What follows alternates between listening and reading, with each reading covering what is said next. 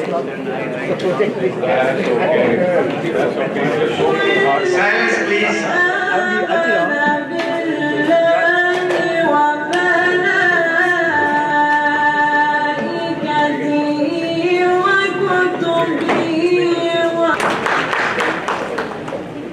On this side, please sit down. Please sit down. Okay.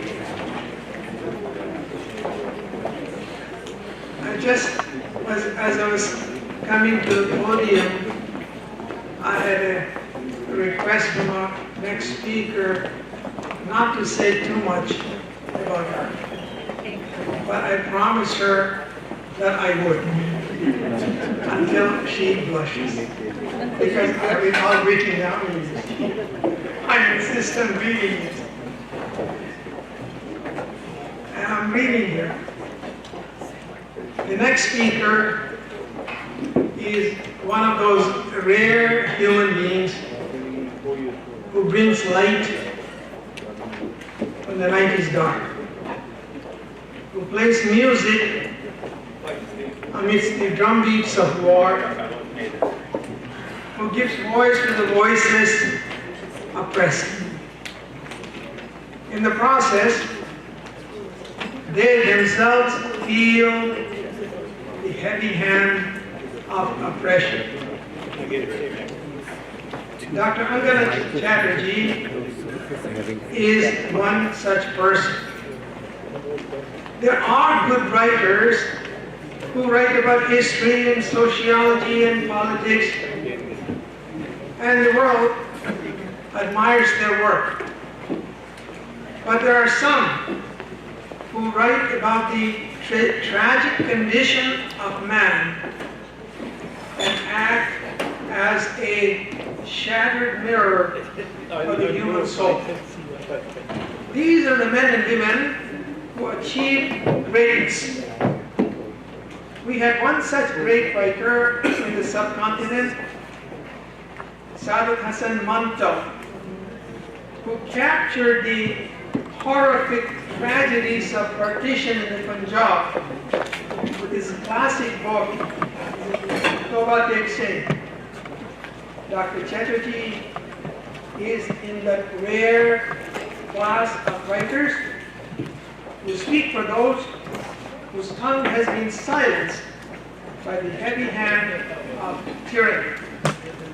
That was my introduction. Now, something about our professor. Dr. Chatterjee is known all over the world for her work on human rights. She is co-chair, Political Conflict, Gender and People's Rights Initiative, Center for Race and Gender, University of California, Berkeley. She is the author and co-author of numerous books, articles, and monograms. Her notable work, Violent Gods, Buried Evidence, is recognized around the globe for its audacious challenge to the official narratives about atrocities in the subcontinent. She's a contributing...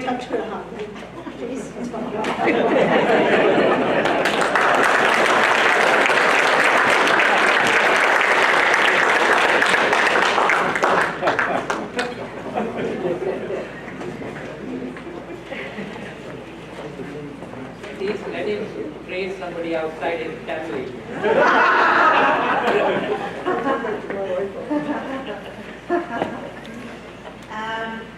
I am a fan. I admire you so much, and I'm very grateful and honored to be here.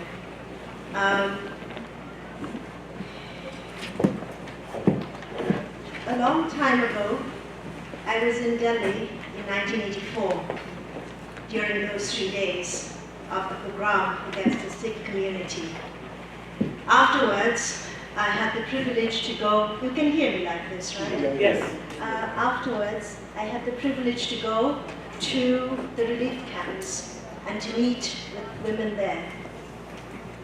And there was this one woman whose story I've never been able to tell because I don't have the words for it even today.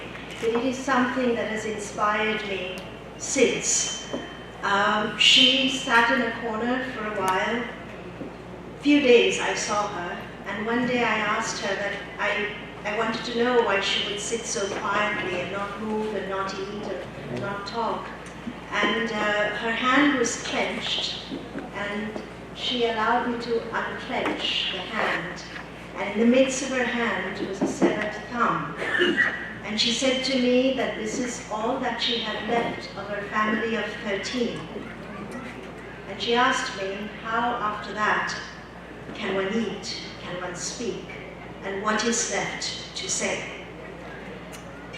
And Delhi 2020, these past few days, is the continuation of a program that started, I feel, in Gujarat in 2002. And the failure of the Indian state to act at that time, in fact, not only failed to act, but move. We had politician after politician try to prove their Hindutva credentials. Soft Hindutva, hard Hindutva, somewhere in between. And the failure to hold accountable the person who is today the incumbent Prime Minister. This government has so many people in it that are officials that have committed criminal acts. The failure to hold them accountable not only continues to haunt women in Gujarat today, but also had spread through the years to Orissa and the Christian community, to the Dalit community, to the Adivasi community, to the Muslim community in Muzaffarnagar, to the Muslim community across Uttar Pradesh, in Hyderabad, and across India. And then there is Kashmir, and I'm going to come to Kashmir in a minute and to talk a little bit about the siege of Kashmir of August 5th, 2019.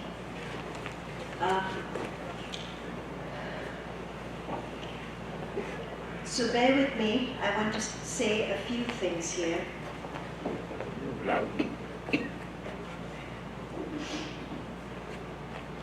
The engineering and rapid ascent of Hindu majoritarianism to a fascistic state, and I, as an academic, am very careful in my use of that term. This illiberal order, new order, incorporates 4 features: populism, nationalism, authoritarianism, and majoritarianism. This new dispensation evidences a disregard for social facts, democratic and secular institutions, and the rule of law, and the fundamental right to dissent.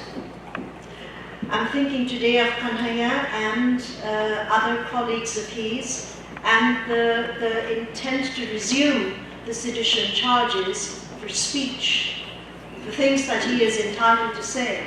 Silencing becomes a tactic, and the exemplification of those who speak up by perpetrating violence on them, literal and figurative, becomes a tactic of silencing others.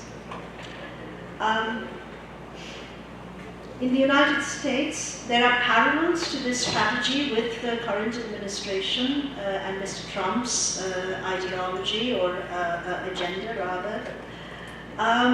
But institutions in the United States have deeper roots, democratic institutions, and appear to be much stronger. In India today, anti-minority rhetoric and violence and action are matched by the popularization of revisionist history, assertions of imminent danger posed by internal and external enemies of the nation, led by Muslims, and an inherent and deep Islamophobia of the state itself, and the targeting of dissent as anti-national erode an already fragile democracy, deeply conflicted and infiltrated by majoritarian nationalists.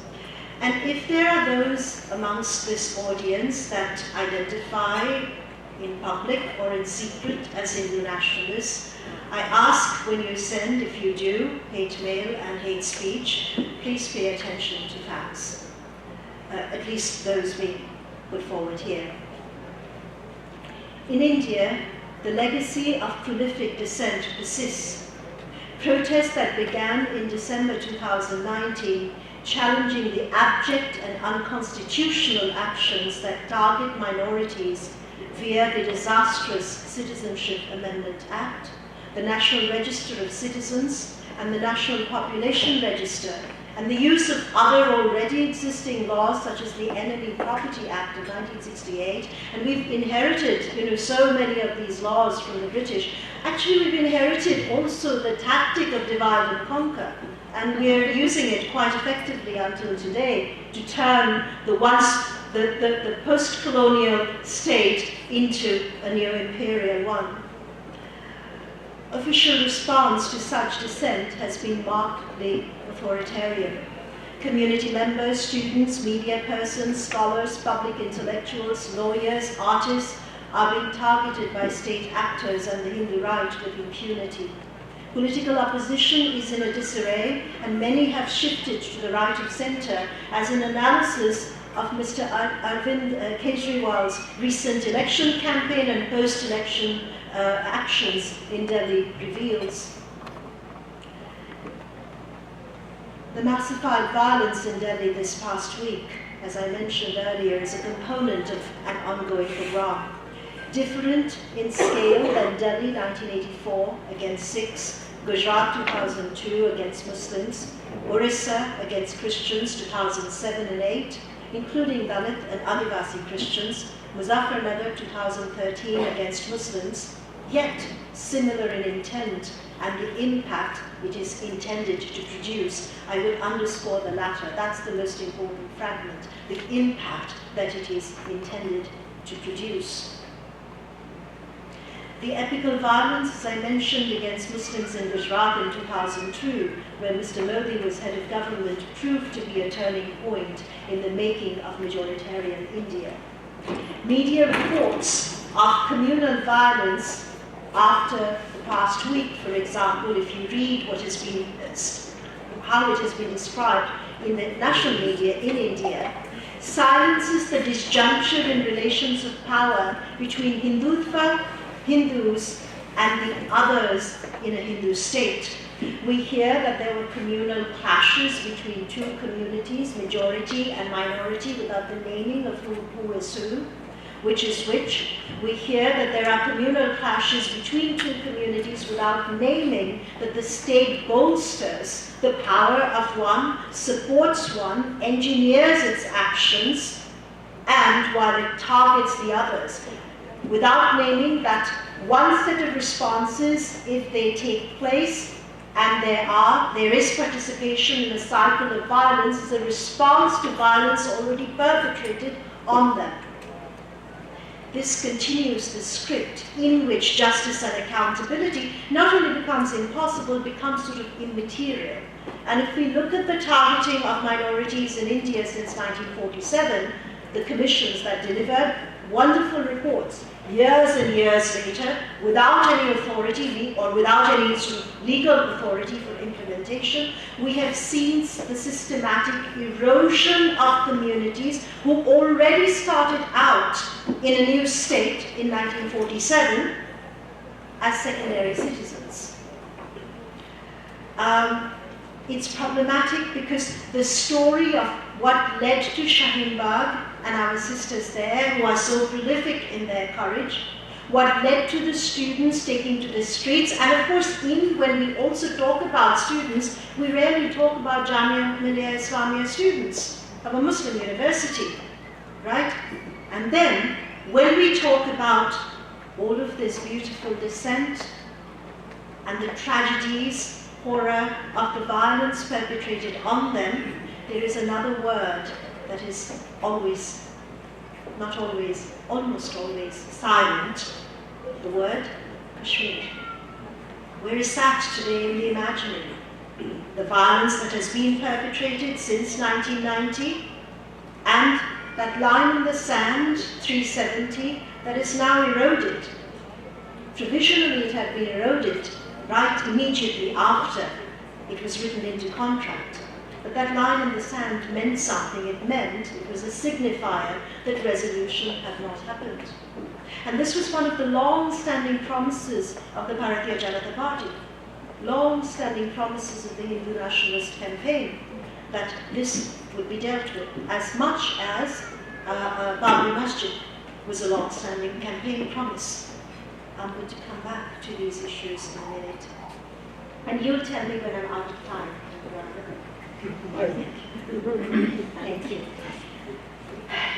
In Kashmir, the ghosts in the mass graves, which I've had the privilege to investigate, and their loved ones have not forgotten. How can one forget? Inside India, in Delhi today, the dispossessed gather to mourn the dead, sometimes in cemeteries. Mourning and resistance are lifelines for redemption, for a possible future.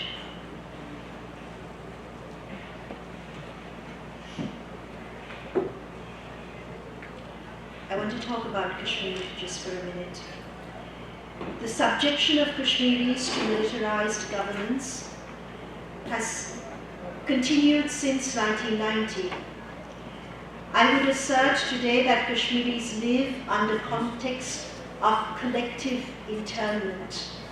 Through the protracted political conflict, atrocities committed by state forces against the civilian population, who are predominantly Muslim, include dispossession, displacement, and displacement also impacted the minority Hindu Pandit communities as well, quite horrifyingly. And then that dispossession was weaponized, continues to be weaponized by both the state as well as Hindu nationalists.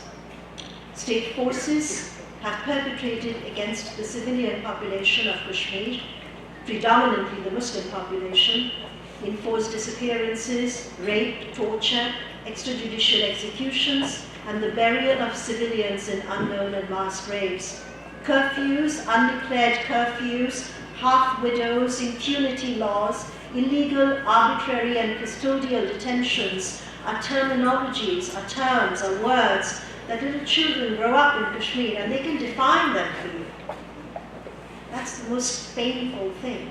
Someone who's 8 years old, 9 years old, 10 years old will be able to sit and be able to tell you what this actually means. And not only just tell you what it means, but who they know, to whom this has happened. Because every home, every alleyway, every street, every village, every orchard is filled with the ghosts or living bodies who have somehow borne the impacts of this tragedy.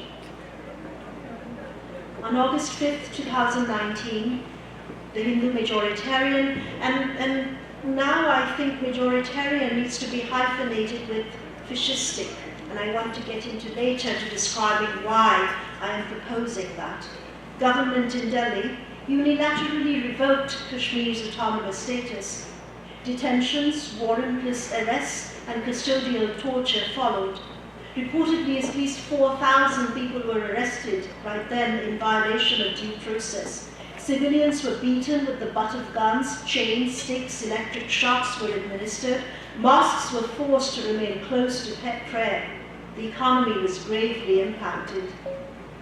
There was a loudspeaker of a mosque that was used to transmit the cries of a victim being tortured.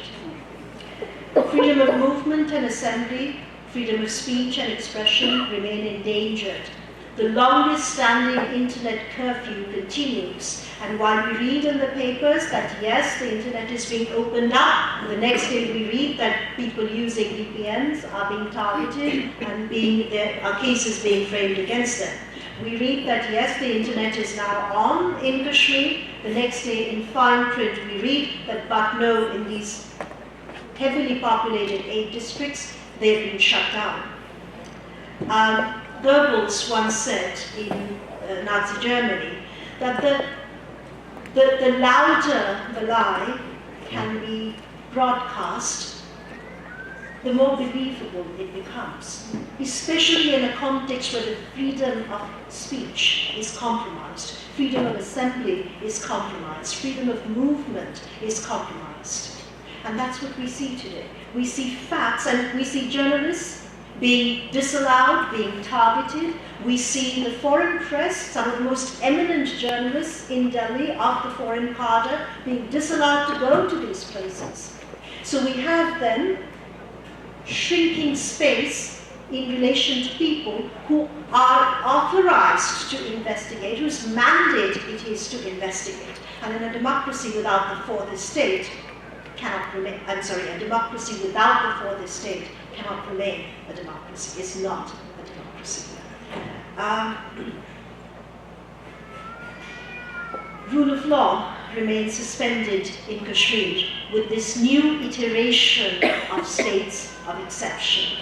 For my colleagues in Kashmir who understand this to be forms of occupation and militarized governance, August 5th introduced a different state of being.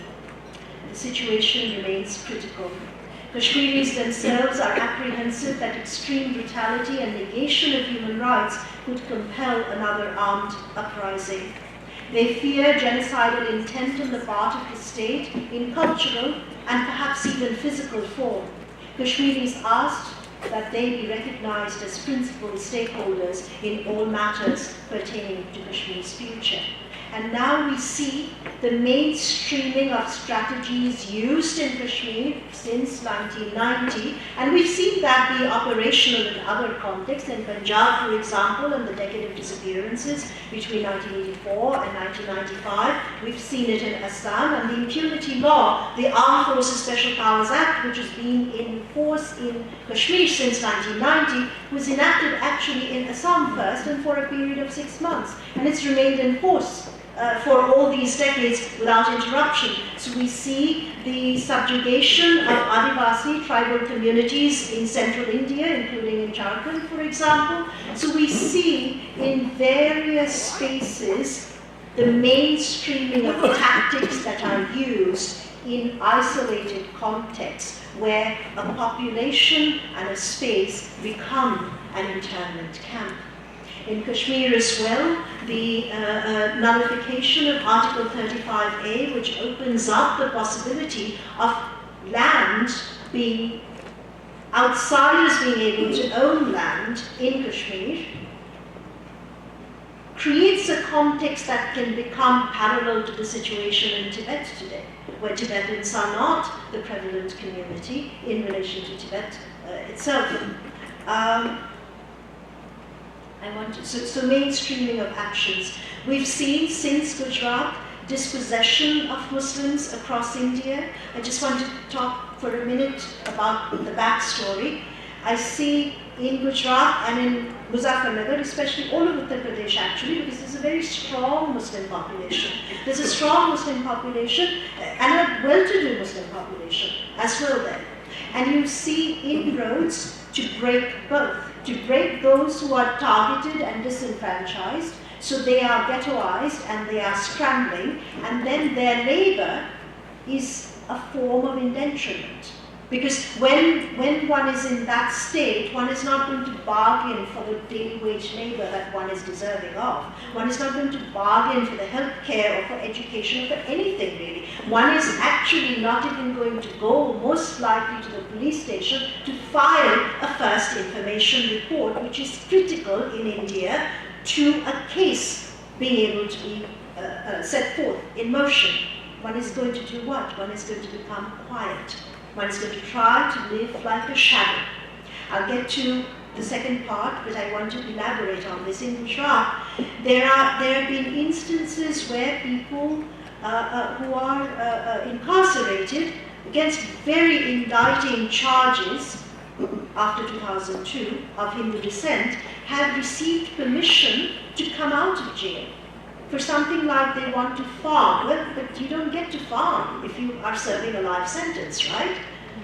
And so they need to farm, they need to meet somebody, they have authorization to leave the premises of their cell, of the prison. And then they go back to those communities and where they are, to the same Muslim women that have been beaten, brutalized, raped, and they target them yet again. I've met Muslim women from Gujarat who even today, their night is fragmented into telling themselves the stories of the people they could not help while they were being brutalized, and they cannot sleep. Repeatedly, that is their life. And there's no place to deal with these lives in the subcontinent, I feel. From 1947, our pain turned into something really hard, and it turned into a rage, and that rage turned into the nation, and the nation became very intent on creating a monolithic identity with which to seek vengeance. But the irony is, it's only seeking vengeance on itself. There is no one left to seek vengeance on. You're seeking vengeance on yourself.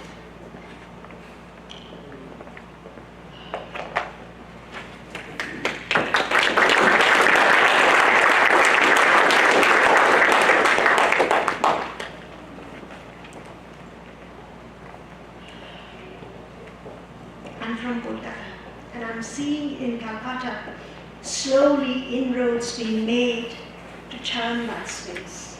Calcutta stands, I feel, for something. We're defiant. We like to think, we're intellectuals, some proclivity or another. We like to think we are revolutionaries, we are people of dissent. And the repeated the trips of Hindu nationalist leaders to Calcutta. I believe Mr. Shah is scheduled to speak very soon. I don't know if he'll end up doing it, but he is scheduled to speak there. I feel to break these spaces that want to hold on to a different idea of what the nation, what is a people we can be. So the other side, people who have resources amongst it. So there's the disenfranchisement and targeting and sort of scrambling of people who are marginalized, minority communities who are marginalized. And then you have people of means within these communities, minority communities, whose what is it called? The means of livelihood, or the means of business, or the means via which they have attained their name, their wealth, those are then targeted. And once that is targeted, you've seen in Gujarat, and now you're beginning to see in Uttar Pradesh as well, that the affluent Muslim community is beginning to break. And within that, there's two things. One is to simply break people and loot and plunder them. The other is also to try and create a collaborator class amongst them. And we've seen that in Kashmir. We've seen that how divisive that can be. So these strategies are at play, well infiltrated. When I was studying Hindu nationalist organizing at the grassroots in Orissa right after 2002, I spent 8 years in Orissa studying this. I understood about 10% of the state to be filled with members of the Hindu right. And at that point, Orissa's population was about 36 million. So you're talking about 3.6 million people just in Orissa itself. So imagine if in most Hindutva strong states, you have 10% of the cadre who are part of Hindu right organizations, how easy this work that I was describing before becomes. By the RSS's own admission last year, 2018 was one of the strongest, 18-19 was one of the strongest years in terms of its growth, the Rashtriya Swayamsevak Sangh. I want to talk about another point. I'll end very soon. Minority communities today are being discriminated through the citizenship law. I want to talk about these laws a little bit. These laws are akin to the Nuremberg laws, and I think you must have spoken of it in the morning. I'm sorry I missed your talk. In 1933, Nazi Germany. These laws tend to determine to whom political and civil rights may be accorded and their scope, and then, of course, to limit their scope. I want to talk about the Third Reich Citizenship Law of September 15, 1935. Article 1 stated, did you talk about articles? Article 1 stated, a subject of the state is a person who enjoys the protection of the German Reich and who in consequence has specific obligations toward it. Part 2. The status of the subject of the state is acquired in accordance with the provisions of the Reich and the Reich Citizenship Law. Article 2.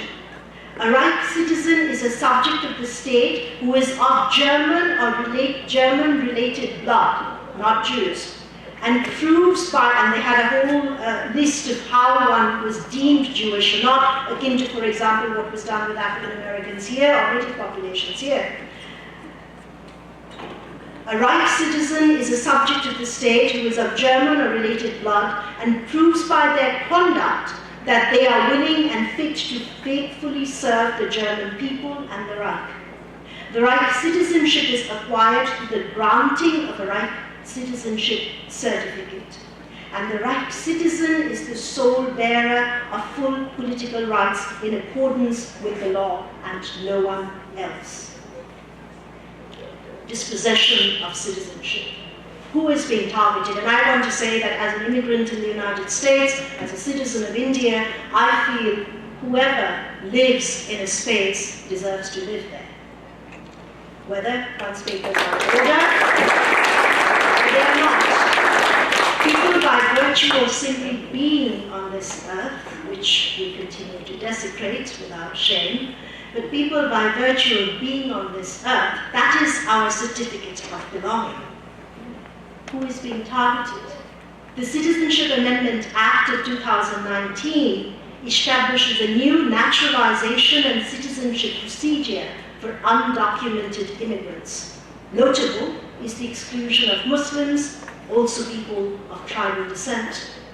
The National Register of Citizens, so there are three in concert. We're often focusing now on the Citizenship Amendment Act, but there are actually three such acts you need to take in concert together. The National Register of Citizens is the next one. It's applicable in Assam and is a list of names of all Indian citizens compiled in 1951, many of whom were refugees. People excluded from the NRC are at risk of losing their citizenship. Then comes what is today being enacted, or to be enacted, the National Population Register. The National Population Register is a database of all usual citizens, residents, of all usual residents, both citizen and non-citizen. It is a precursor to creating a National Register of Indian citizens.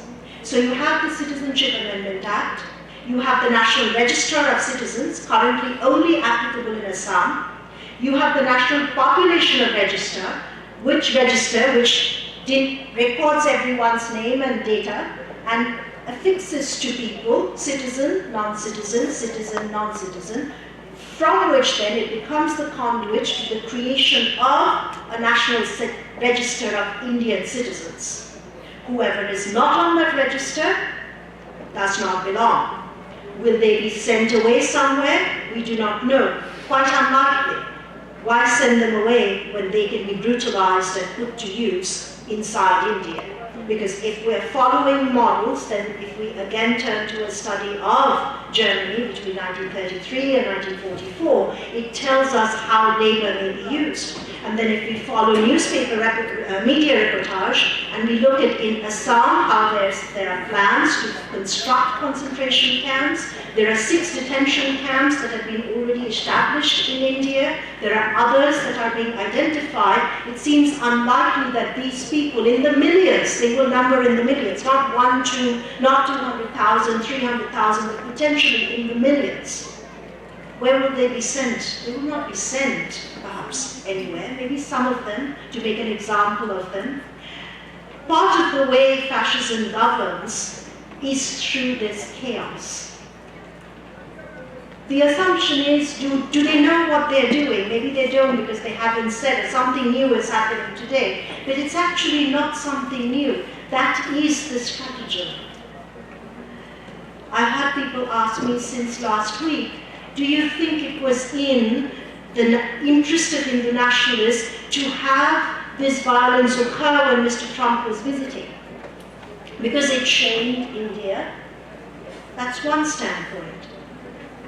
May I pose another, that perhaps the intent is precisely to show the world, with impunity, that this may occur and be normalized as what happens while the palace entertains a head of state who turns an unquestioning eye to what they see or choose simply not to see, because Mr. Trump's statements did not at all render into the public domain that this violence was actually ongoing, right? So what have we normalized methodologically from the last week? And I want us to think about that, because this is precisely how an authoritarian regime would act. The laws make religion, the three, Citizenship Amendment Act, National Register of Citizens, National Population Register, these laws and policies make religion a priority for Indian citizenship and privilege Hindus. And of course, within that, caste privilege is factored in. Every time I mention the word Hindu, we must also read dominant caste privilege applies, dominant gender privilege applies. Violating secular imperatives of the Indian Constitution. Under heightened majoritarian and Islamophobic governance at present, the CAA, NRC, and NPR may be used to detain, dispossess, make vulnerable, extort, control, and expel members of immigrant, minority, and other marginalized communities and exacerbate emotional and mental strain. Official databases of names may not match the information provided by individuals, and it can simply be that. In Kashmir, I know of people who are incarcerated when their names don't match what is on the record. It can simply be that the names don't match. Individuals may not have the requisite documentation to verify their identity or duration of residency in a state. A disproportionate number of persons may not have the resources to establish their status. Oral history, as an anthropologist, I'm very excited about this as a methodology. Oral history and the evidence rooted in customary practices are accepted under international law as proof of evidence of someone's residency in a place.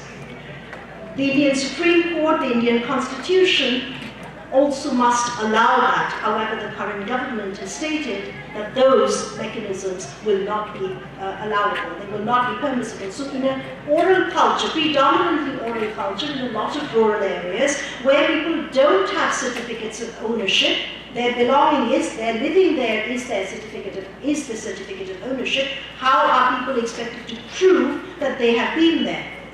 The person sitting in front of them, the officer of the state, becomes then a very crucial person. Again, let's look at Nazi Germany. Becomes a very crucial person who then can arbitrate in that moment if you can belong or if you don't belong. And in that arbitration can be factored in a whole host of arrangements that range from sexualized violence to economic exploitation.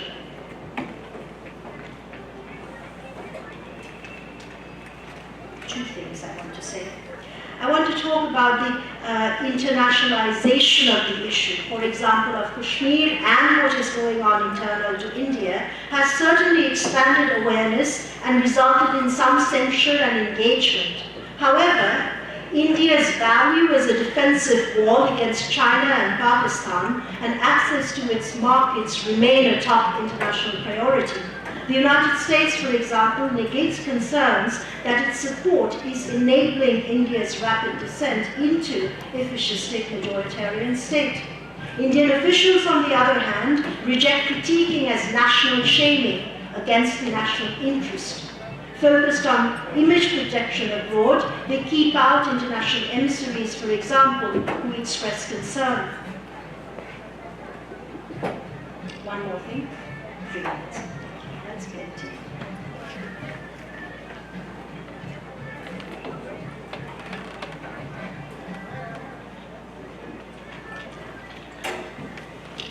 The installation of Yogi Adityanath in Uttar Pradesh. How many of you know who he is? Not. For those of you that don't know, he's a far-right ideologue and now Chief Minister of India's largest state. Uttar Pradesh. It was an indication to us of what structures of governance would come and be legitimated, and those that would endorse hyper-authoritarian imperatives of action. I want to talk about Uttar Pradesh just for a minute. Uttar Pradesh has had in the recent past the largest incidence of statewide annual counts of religionized violence from 2010 to 2016. Accompanying Adyanath's takeover as Chief Minister, Uttar Pradesh reported 60 incidents of religionized violence in 2017, which was the highest in the nation.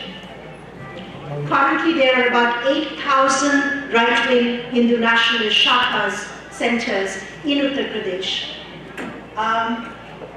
The RSS leader in Muzaffarnagar, Uttar Pradesh, stated in February 2018 that if called upon, the organization was positioned to mobilize an army in 3 days. In Delhi, we also have looked at the response of the army, the response of the police as well. And that's been reminiscent of incidents like in Gujarat, earlier incidents where incidences where the army has not actually been operationalized effectively. And here, the question of the majoritarianization of the army, or the Hinduization of the armed forces, of the law enforcement apparatus of the Indian state is something to raise. The tentacles of majoritarian governments stretch and expand from Delhi to the country, across the country, and to like-minded diasporic enclaves, like here, for example, in mobilizing, Hadi Modi being an example, in mobilizing ultra-sophisticated technological and military arsenal and aggressive religionized violence. The partisan state unfolds in different registers, constitutive of the demolition of democracy, of states of exception without end. The BJP and Sangh Parivar's power endured in 2019 into 2020. National elections, state elections signaled a 21st century post-colonial turned neo-imperial rendition of despotism, the reign of, and I repeat the term again, majoritarian fascists and micro-fascism in India. In a video from 2014, Adyanath, the current Chief Minister of Uttar Pradesh, reportedly stated that if Muslims take one Hindu girl, we will take 100 Muslim girls. If they kill one Hindu, we will kill 100 Muslims. A Muslim woman that I spoke with recently said to me, "We are submerged in pools of fear. The pools are deep, unending, suffocating, like a well. I cannot get out. We cannot hear each other." "What connects the pools to each other?" I asked her. She said, "Shreds of skin, lost memory, forgetting."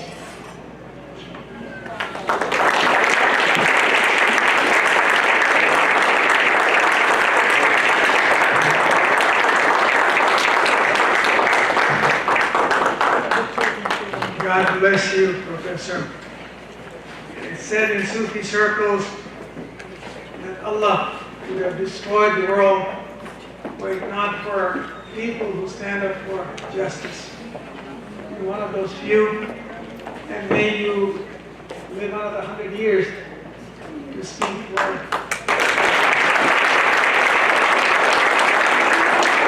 now, good friend, neighbor, colleague, comrade, Dr. Ijaz Naqvi, to introduce our next speaker.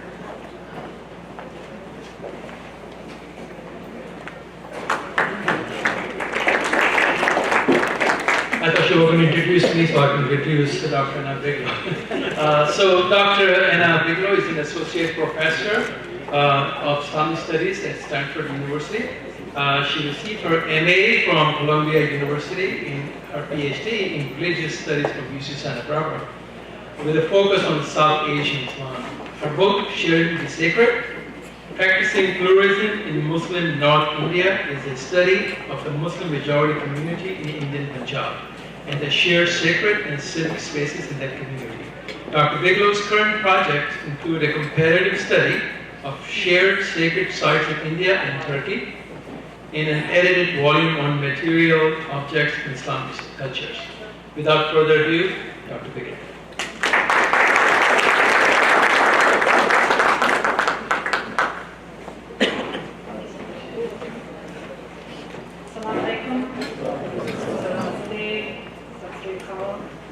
It's a pleasure and really a privilege and a little bit extremely difficult to follow what has just come before here because I feel so strongly the pain and the power of the words that we have been hearing, and I feel that it's one of the problems that we are facing now is the difficulty in knowing how to move forward and knowing what to do. And the critical work of documenting and accounting for the atrocities that have unfolded and are continuing to unfold is essential. And I truly applaud and respect the work that is being done in that regard. So thank you. My very first trip to South Asia happened in, I love that we have a shopping company next door. Makes it surreal. Okay. Can you all hear me okay? Is this loud enough?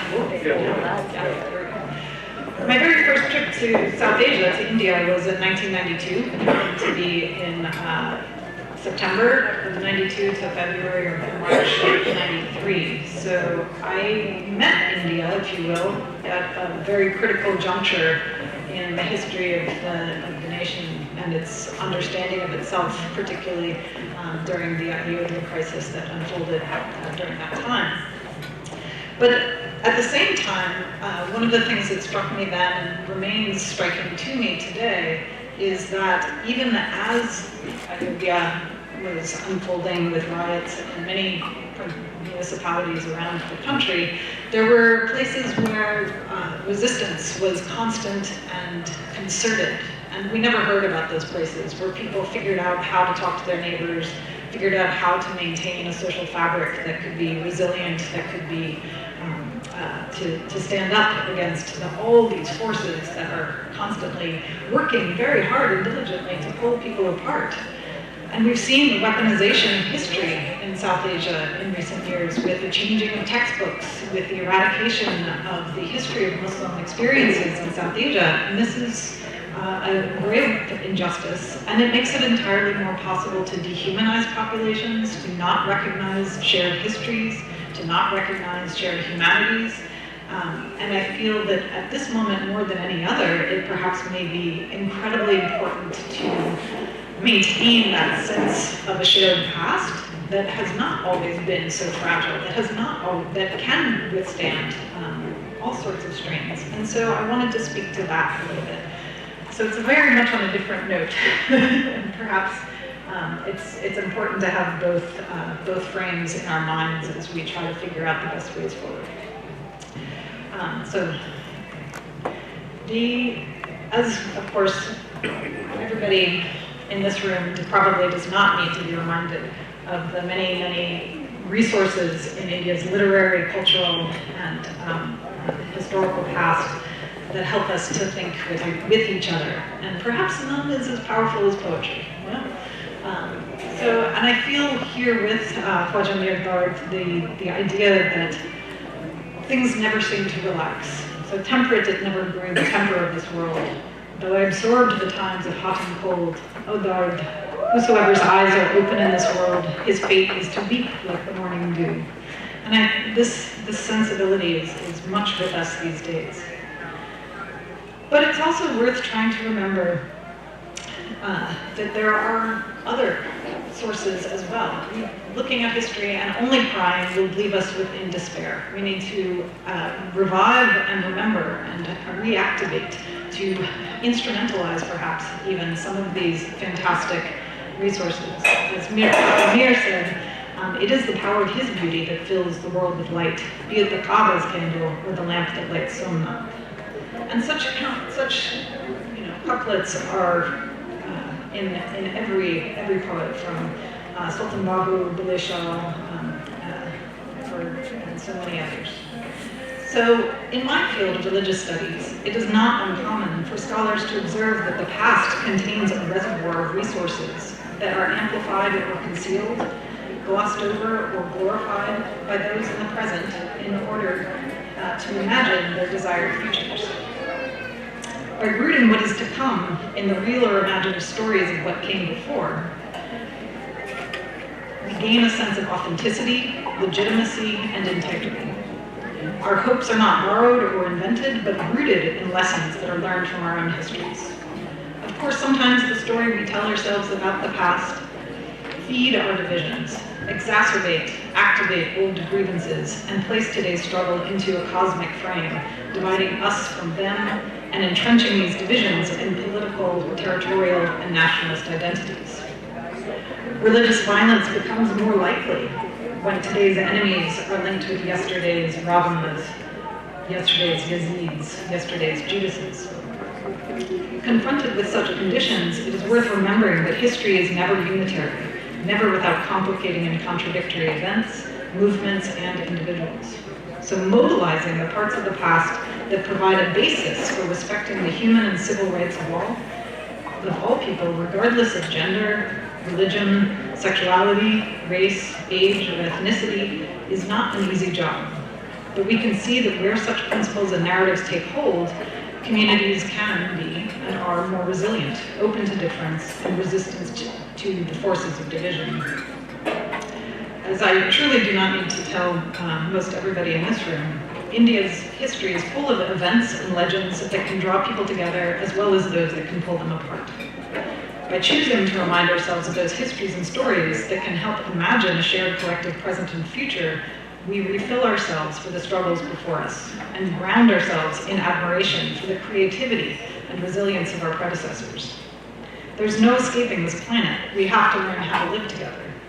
What better way to consider how to move forward together when the times, as Mirdard put it, seem so intemperate, than to remember how we have done it before. So we know that Arabs first arrived in the subcontinent before Islam and became part of the growing network of trading centers along the Malabar coast. Indeed, in 2010, a group of sailors and historians built a traditional dhow and sailed it from Muscat to Kerala and on to Sri Lanka, along the way restoring traditional knowledge of boat building and navigation. After Islam, these trade routes remained and developed, becoming important sources for the exchange of key goods such as jute, incense, spices, and eventually coffee. Raiding parties into the north pre-existed Islam and unsurprisingly continued, but it wasn't until the 11th and 12th centuries that we can see any interest in maintaining sustained regional Muslim powers. In the early 11th century, we have examples of both conflictual and cooperative models of Hindu-Muslim interactions, with the arrival of the infamous Mahmud of Ghazni, known best for his destruction of the Hindu temple at Somnath.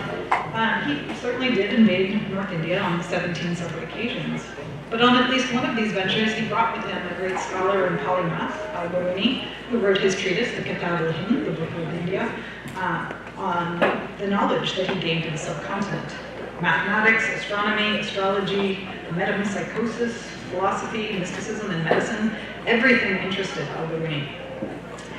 He did, of course, have some prejudicial opinions about some of those whom he met. He felt that caste prejudice amongst elites was a problem from his perspective, but he also regarded the intellectual abilities of those he met as exceptional. And he thought of the monist faith that he understood some Hindus to have pulled as being not dissimilar to Islam. A few centuries later, the great poet Saint Kabir, of course, had similarly unitary views of the divine and rejected the kinds of divisions the label of Hindu and Muslim placed upon true spirituality. Poems like this, Hindus, Muslims, where did they come from? Who got them started down this road? Search inside, search your heart, and look, who made heaven come to be? We hear Kabir questioning these classifications of religion. In the second passage from a passage that's included in the Guru Granth Sahib, we can say that poems like these are known and recited by nearly every South Asian of any religion, caste, or class. I'm not asserting that such sentiments can transform socio-political realities, but it is also foolish to reject them as an authentic stream of thought and spirituality in South Asian culture. Kabir's commitment to a formless divine, that he usually called Brahm, was recognized by a later master, Guru Nanak, as an authentic insight, and Guru Angad, of course, into the essential realities of the cosmos, and compositions attributed to him comprise the largest single body of non-Guru authored compositions in the Guru Granth Sahib. The Kabir Bani often concern throwing off worldly concerns and recognizing only the love of the one God. But you gain nothing by reading and studying, O madman, if you do not gain the understanding in your heart. Allah is hidden in every heart. Reflect on this in your mind. The one Lord is within both Hindu and Muslim. Kabir proclaims this out loud. The Sikh traditions developed in a context of increasing tension between the Mughal rulers and the regional powers of the subcontinent, making such ideals all the more profound for our times of tension today. Indeed, this point is addressed by Nanak's very first statement upon returning from the retreat during which he came to perceive the divine reality, directly when he said, "There is no Hindu, there is no Muslim." Now, not all forms of interreligious exchange actually involve an erasure of formal religious identities, and these too can provide us resources for the present. In 1704, two of Guru Gobind Singh's young sons were taken captive by the ruler of Sirhind in Punjab and sent to their death. The Nawab of Malerkotla, the town that I've done a great deal of research on over the years in Indian Punjab, spoke out against this, not saying that there was no difference between Sikh and Muslim religion, but rather that it was a profoundly un-Islamic to harden non-combatants, and especially children. This became universally famous among Sikhs in particular, but Punjabis everywhere, as the Ha Banara, the cry for justice. The Guru, upon hearing that his children had been spoken up for by the Muslim Nawab, blessed the city, blessed the lineage, and said that they would remain forever green. This is quite commonly nowadays invoked in the city of Malerkotla as a reason why nobody died during partition in this region, in the center of Punjab, that most of the Muslim population remained in India rather than migrating to Pakistan from this town.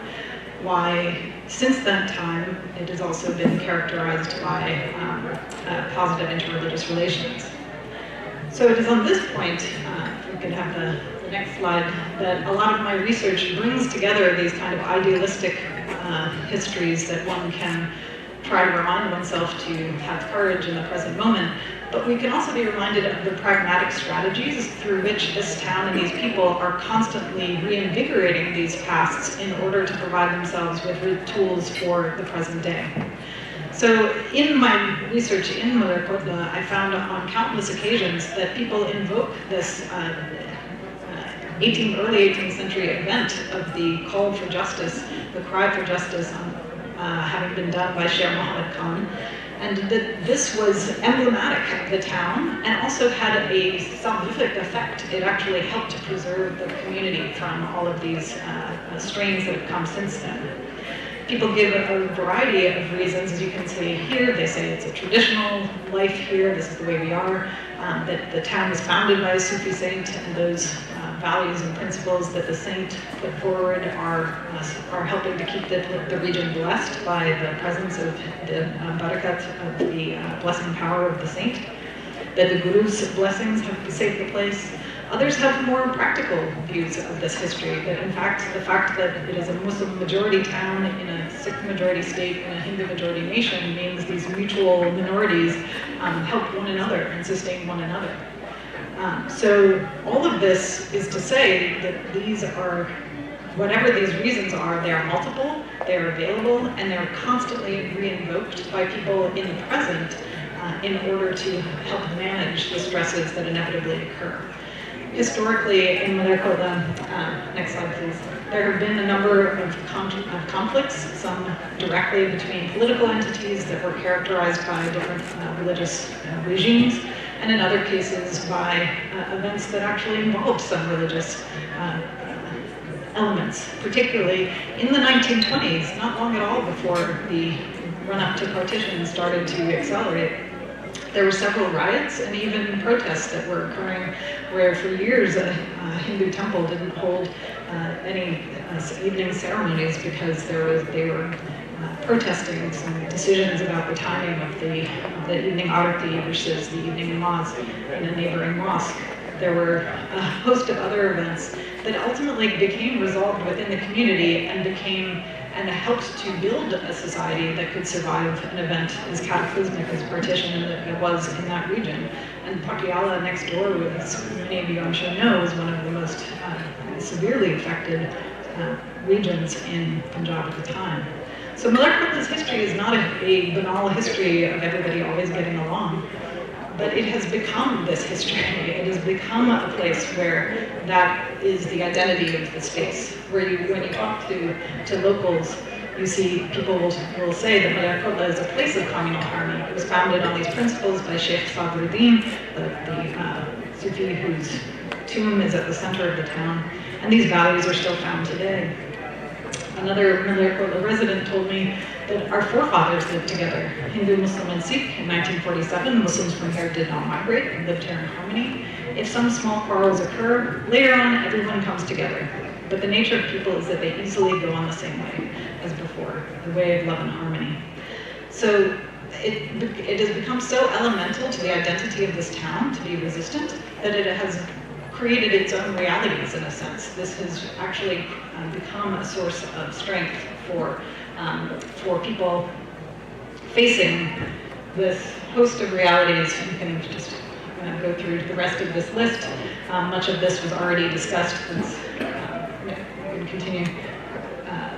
We see the context of the current protests and challenges to India's multi-religious democracy. Many of you, of course, are, can we go back? Yeah, thank you.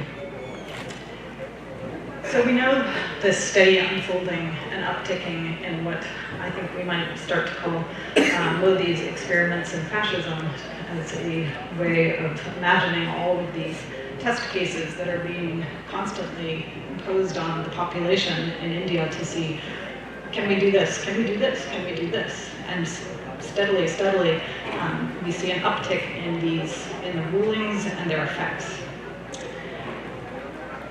It becomes too much to manage. It's too much to respond to. How do you deal with Kashmir and the Ayodhya decision? How do you deal with what happened in Assam with the rollout of the National Register of Citizens and with the CAA protests and the attacks on the universities? It's 55 days is very wrong. This was from a couple of weeks ago. So that last date, ignore that. So in this situation, one of the things that's fascinated me is to see how everything that I learned in Malerkota in the late 90s and early 2000s and have continued to observe since then is remaining central to their identity in the face of the protests that are emerging. Malerkota has become the center of Punjab's resistance to the CAA. Of course, happily, the chief minister has also said that he would not implement such laws in the state. So we'll see how that kind of action goes in the future. But we see a true alliance of religions coming together to support both the protests that are occurring in Malerkota and the jathas of Sikh farmers who have gone down to Shaheen Bagh to feed the people who are sitting in protest dharna there for so many days. We see the Gurdwaras of Delhi opening themselves up to Muslim refugees.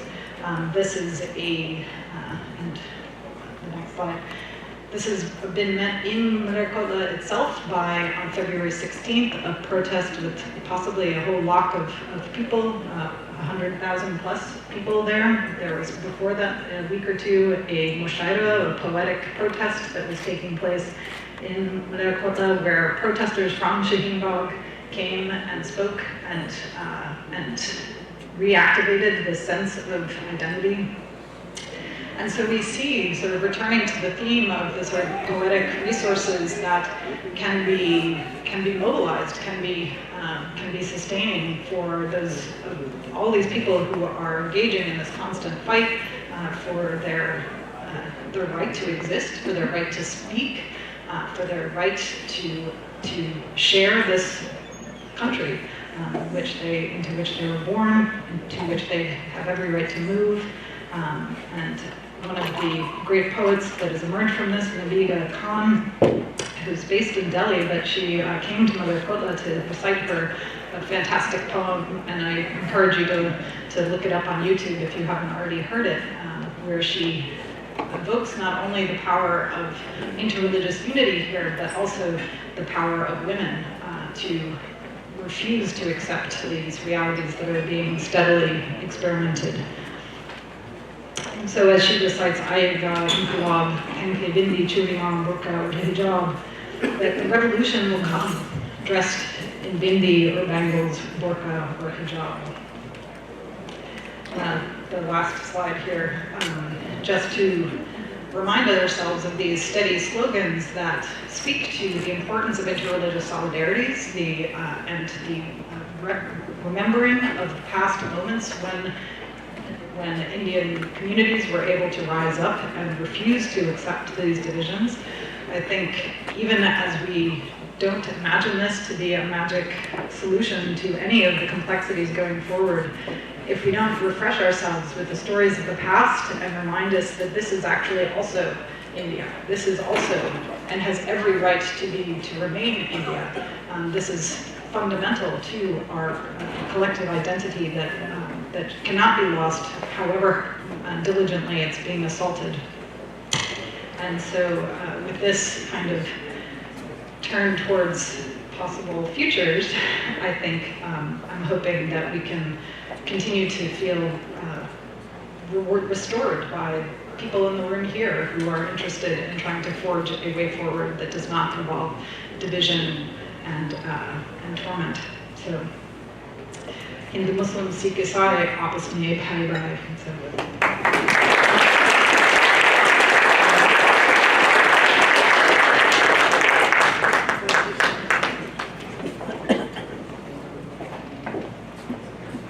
Thank you so much, Sabiro.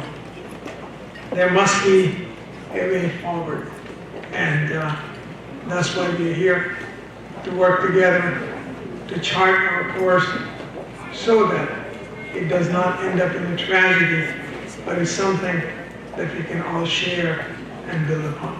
I'll call upon a well-known community leader whom you all know, Brother Salim Mastan, to come to the stage and say a couple of words and to introduce one of our speakers, and then I'll hand it over to Dr. Rajabali.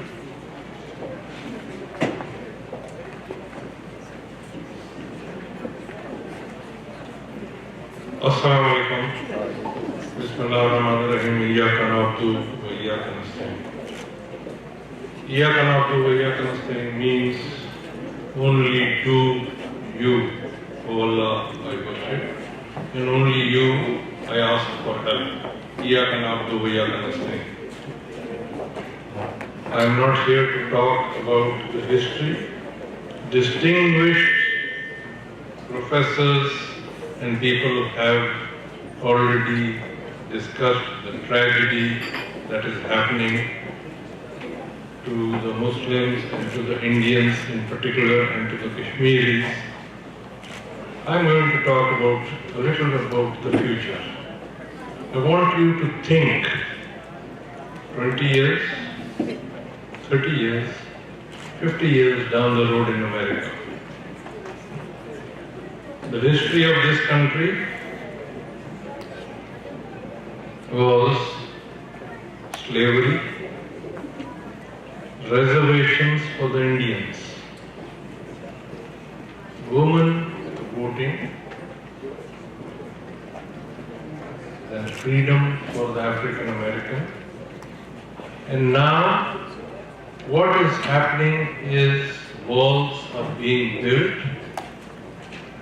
People are being stopped from coming from Muslim countries, and people from the south of America are being stopped from coming into this country. Think for 1 minute what is happening around the world, especially in India, to the Muslims is because Muslims became passive. They did not take part in politics. And unfortunately, the Indians, Muslims in America are even frightened of their own shadows.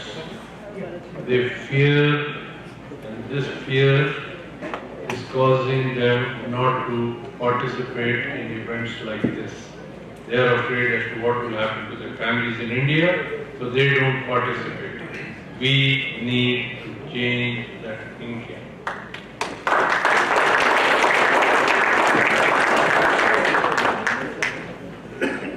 Dr. Nazir and his group, I salute you. Why are so few people here who are intellectuals, who work to make mosques, schools, raise millions of dollars? And I was ashamed to hear that this event does not have that vibrant crowd. That I just went last night to a Royal Palace event of a singer, and the place was filled with people who paid $500,000, $1,500 to hear the singer Pankaj Udas. And the song that he sang was Chitti Aayi Hai, meaning a letter came from my home, and I'm sad. This is home for us, and we have no future here. We have no future in this country because we don't participate. There is not one in this Bay Area, an elected Muslim Congressperson. Shame on us. We are the richest people. My cousins, who are 7% in this country, are the most powerful people in this world. They are less than us. They are 0.07% of this country, and they say we are 1% of this country. 1% of this country. Not one of us has any voice. A Somalian woman has the guts to call the president of this country by certain terms, which I'm not going to use. We have no say. We are not even on the table. They don't even throw scraps at us. And we live in million-dollar homes. What a tragedy this is. Just think for 1 minute.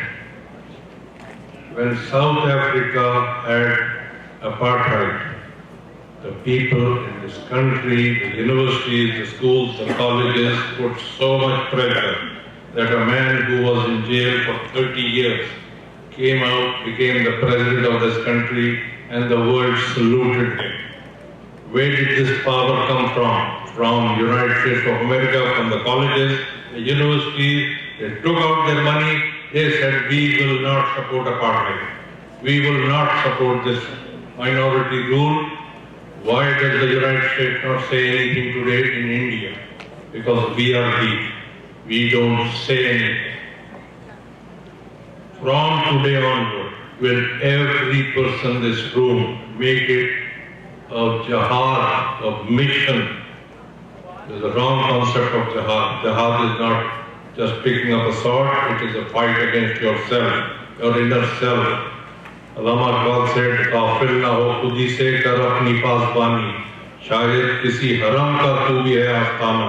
What he said was that you are the guardian of the haram, the Kaaba. God has given you the strength of Iman. Do not be afraid of anything. Do the right thing. It is not whether you are a Christian or a Muslim or a Jew or a Hindu or a Catholic or a black or white. Right is right. Do the right thing. The world will follow you. Gandhi went from his house to the sea, picked up a sword from the ground and said from today onward nobody will pay tax to the British government. The British government laughed at him and said it's 1 paisa per ton. What is this madman calling? He said it is not the 1 paisa, it is the principle. So if the Muslims or the Hindus or the Sikhs of India are in trouble today and we do not raise our voice, on the day of judgment, I will be asked, what did I do to help those people who are an example of the Shahadat of Hazrat Imam Hussain, who died seeking water? Nothing. So, it becomes imperative. Religion has nothing to do with it, it is humanity. People being killed, raped, not accepted. Anyway, my goal is to wake up the people for the future of this humanity and of this country in particular. So will all of you join me and the doctor in this effort? Takbir. Now I am going to introduce to you a brother of mine who is a state assembly member, Mr. Kensen Chu. He has come. He has come. California passed a bill of Muslim Appreciation Month every year. It is a certificate that is given to the Muslims of California, and month of August is a Muslim Appreciation Month. He is one of the people who helped us get that. Kensen Chu has been involved with our community for a long time. This is the reason I requested him to come and say a few words. These people like this come to us because they understand what we stand for. So if we, inshallah ta'ala, become strong and powerful and politically active, we will have many brothers like him who will be coming to our events, inshallah. Give him a big hand.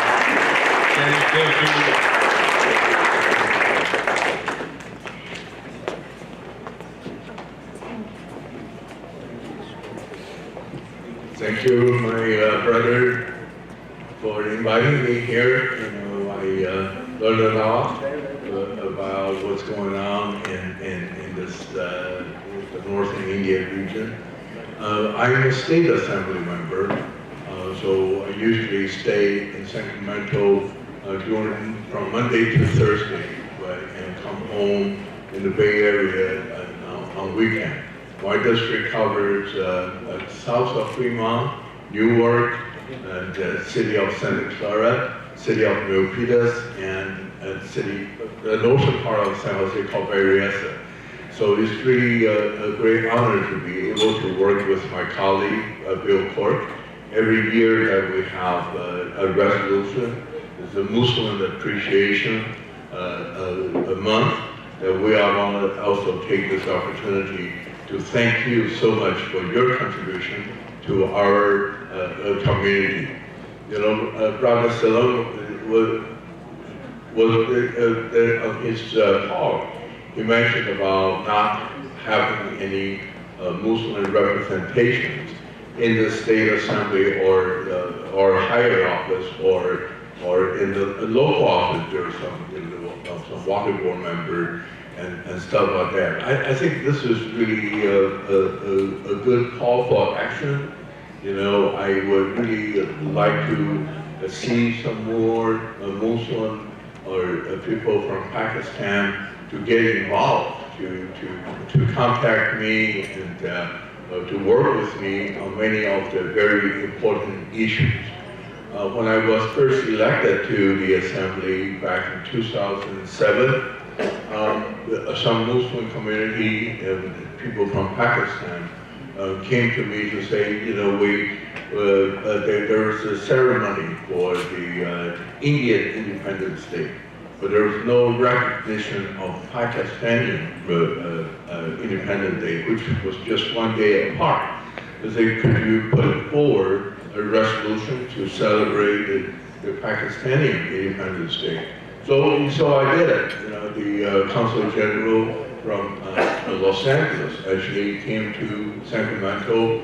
I honor him on the floor, and then we have a big gathering at Oak Grove. There's a pretty big Muslim community and people from Pakistan, and also learned that their contribution is really back to 200 years ago.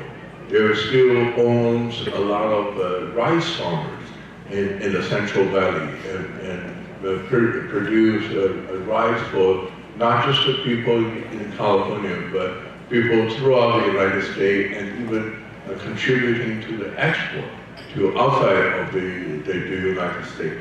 So there's a lot of rich history, and Brother Celine also mentioned about the wealth that your community have possessed in this area. I met many of very successful people that owns, I think, the House of Pancake, or many people. We got Indian Muslims. They're very, very successful in this area and in the United States. But your presence, your involvement, interaction with the elected official really is the key for being able to have some of your own people to represent you. So I'm looking forward to see one day that we have a Muslim assembly member, that really can represent the district and not just to represent your voice, but to project an image that Muslim American also contribute to this community in politics, in public services. So I want to again thank my brother for inviting me here and have an opportunity to learn about the conflict and have an opportunity to speak in front of you. Thank you very much for having me.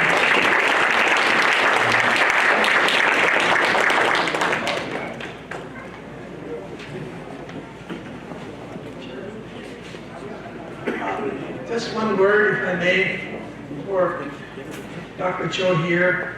Dr. Cho, earlier we passed a resolution endorsing a resolution that was passed by the City Council of Seattle.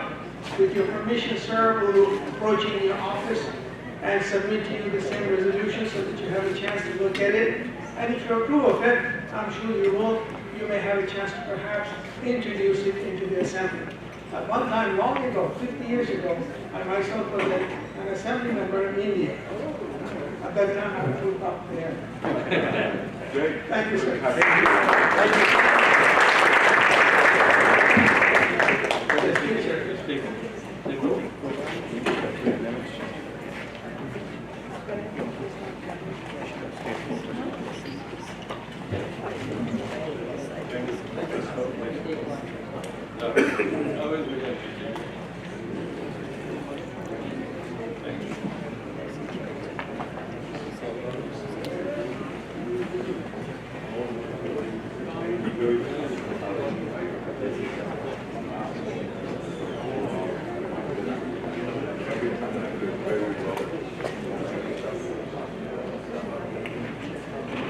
I hand over the last session, the panel discussion, to Dr. Rajab Ali. Everyone here knows Dr. Rajab Ali, so I don't have to introduce him to you. In addition, I have a request from Mr. Dilip at the end for the right of reply, and Dr. Rajab Ali, sir, you will accommodate you. Please come in, and good panelists, ask them good questions. I'm sure we're going to learn a great deal from them. And as for myself, I thank you from the bottom of my heart for all the help that I've gotten from the young people. It makes it easy for someone like me to make this kind of a function possible.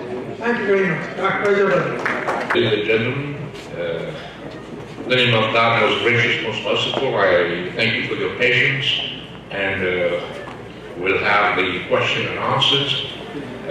We have been sitting and listening to so many speeches, and we want to know what's on your mind. And I have some rules that we will follow. We all will follow that. We are going to ask questions in the most civic manner. We are going to respect one another.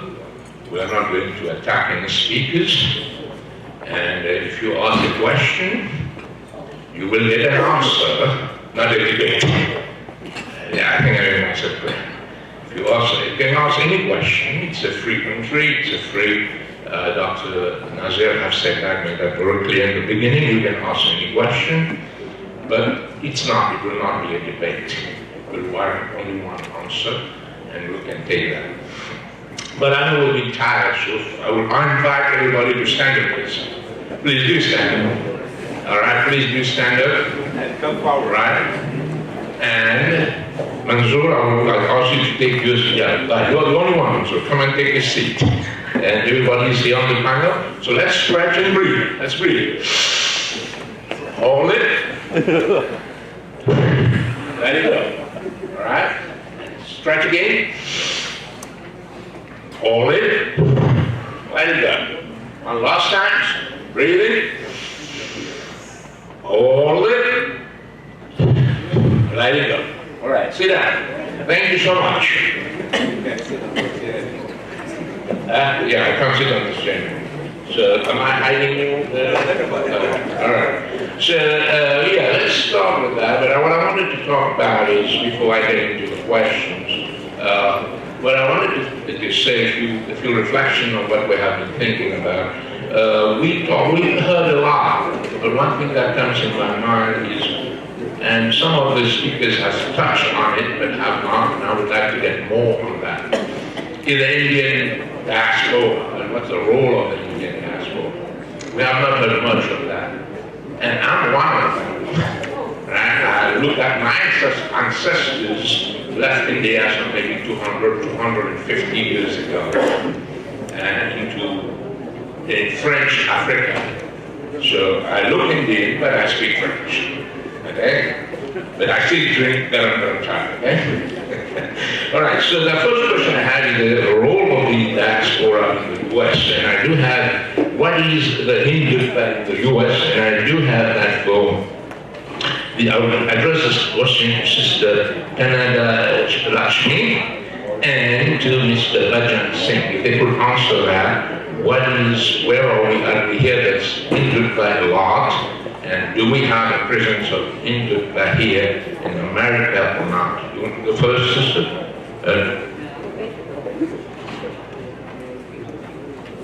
Hello.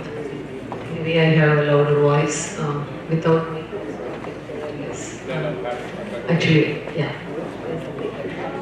Okay. Can you introduce yourself? Yeah. Introduce myself. I am Kanadi Lakshmi. I am part of AKSC, Ambedkar King's Study Circle. We get together every 3 weeks and discuss about books that we read. Mostly we read books that is part of social, economical and cultural backgrounds and history, especially history of every country. I think Nazir already mentioned that if we don't remember our history or learn our history, then it's going to repeat. So we want to learn the history, make sure we understand it so we don't repeat some things which we don't want to see.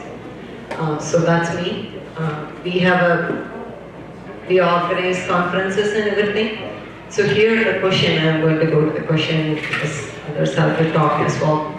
So in my opinion, the Hindutva definitely is spreading a lot in US, and especially you can see with the Chicago conference, everyone must have been aware of, that happened last year, where they brought all the leaders, they just talked about, it is more looked like a religious get-together, but that's not the case. They are really strengthening their presence here in US, and you can see all these ceremonies that they do, and even we ourselves have to follow. And I saw us not presenting beef today.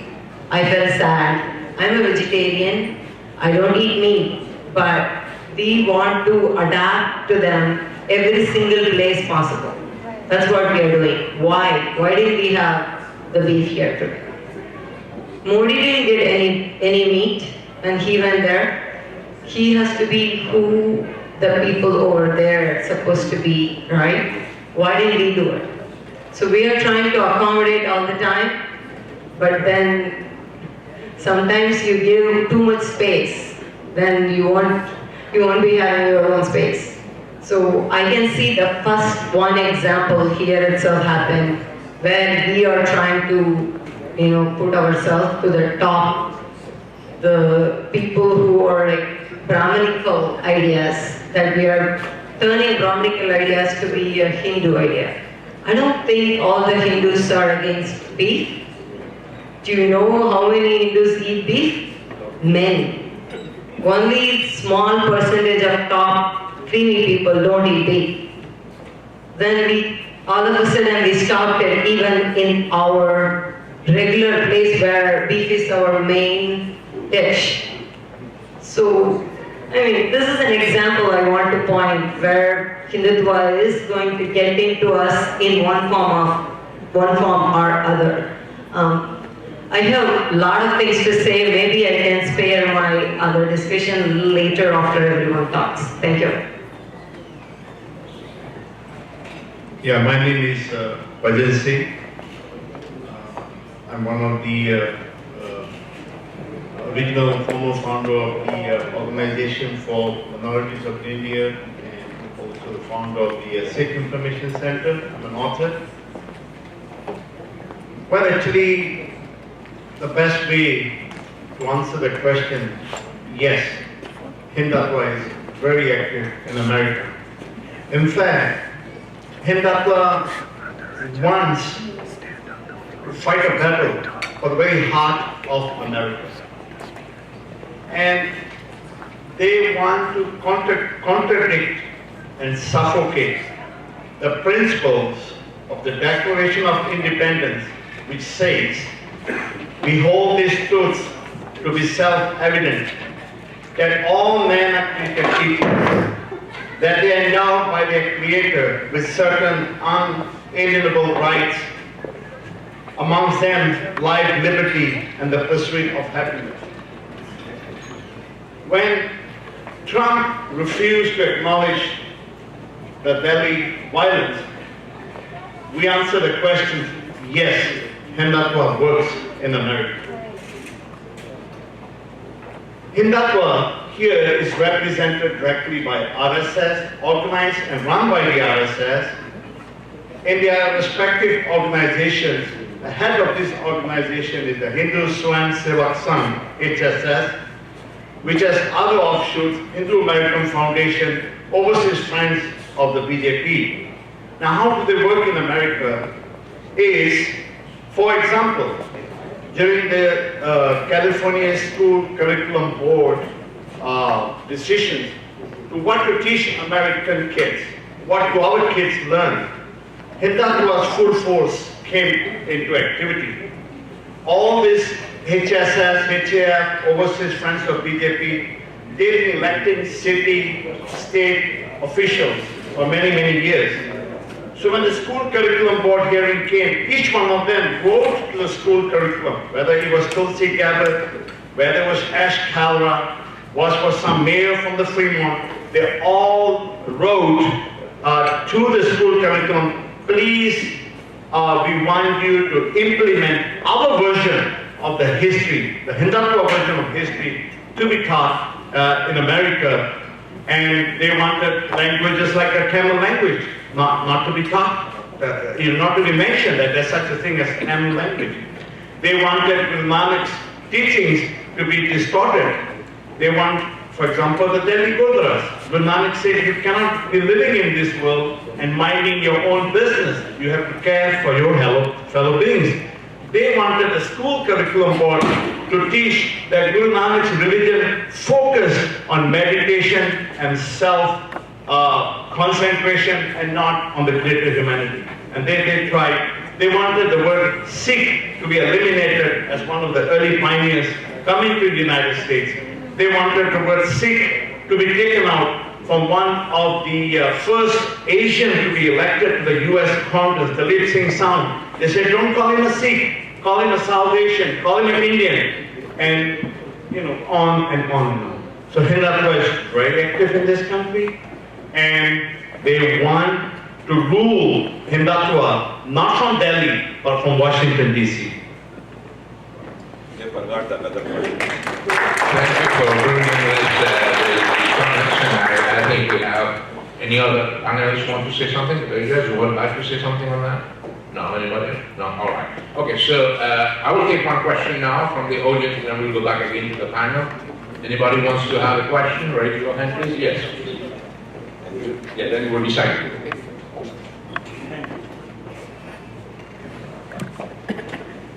History is the record of civilization. I mean, we have history for about 2,000 years. So, I am from South Asia. Hold the microphone close to your mouth. I am from South Asia, and I learned the history. So, the history of India, the history of Asia, but I do not know European history. One thing I want to know, why they want to rewrite history. History is the record of the events which took place. In history of India, or history of Arabia, or history of Islam. So this revision of history, why should it be revised? And especially, as you mentioned, that they want to rewrite the curriculum of 5th class or 10th class or PhD. So when you study history, you want to find facts, not the facts that you like. I mean, for Muslims, we will say Muslims was the great civilization, or Hinduism, ancient civilization, Chinese civilization. Thank you. You made your point, sir. We need questions, not a mini lecture, so keep your question. Think. You would like to go ahead, but a question. Hi everyone, thank you so much for being here and for creating this space for all of us to come together. My name is Dr. Nupur Sahai, and I'm a psychologist, and I work a lot with South Asian and immigrant communities. So I have one question coming off of what we just talked about, and then a question related to mental health. So my first question is, when there were a lot of protests across the US on Republic Day, recently in January, at the SF consulate, there were barricades, and then there were pro-CAA protesters within the consulate. So when this is the official stance taken by the Indian consulates across the country, what are ways for us to mobilize and engage with that when it's infiltrated to that level of power? And my second question is, as a psychologist, I'm very much concerned about the ongoing trauma and the impact that it has on people, everyday racism, everyday xenophobia that has on our communities. So how can we here take some concrete steps to address the mental health cost and to build resilience in our communities?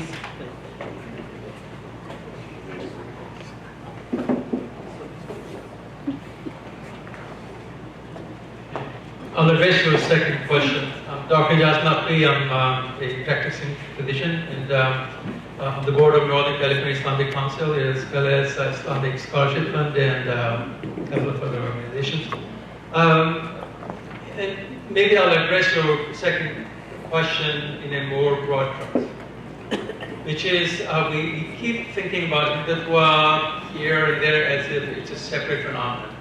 I see Hindutva as it's a symptom of a global disease, and the disease is called ultra-nationalism or extremism or an ideology of hate and fear. And if you look at whether we are talking about the white supremacists here in the USA, spewing fear and hate against immigrants or Muslims or Jews, or I mean, go back 50, 60 years, Italians and Catholics and so on and so forth. It's really a symptom of the disease that is global. So as clinicians and as public, we are very concerned about the pandemic, the coronavirus, but we should also be very concerned about this pandemic called extremism and racism. And you look in Western Europe, it's prevalent there. So Hindutva is just one part of this global phenomenon that's happening now in India, or that's been brought up. And so in the words of Dr. Martin Luther King, darkness cannot drive out darkness, only light can. And hate cannot drive out hate, only love can. So one thing we have to be careful, if we're addressing an ideology of hate, which is what Hindutva is, we cannot return hate with hate. So that's number one. So it's also coming from my interfaith hat that out here.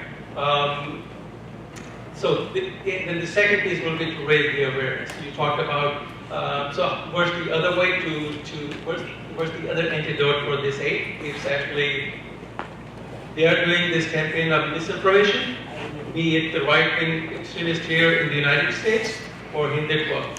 They want to rewrite the history, which was, I think, part of your the gentleman's question. So then we have to be engaged in a campaign of information.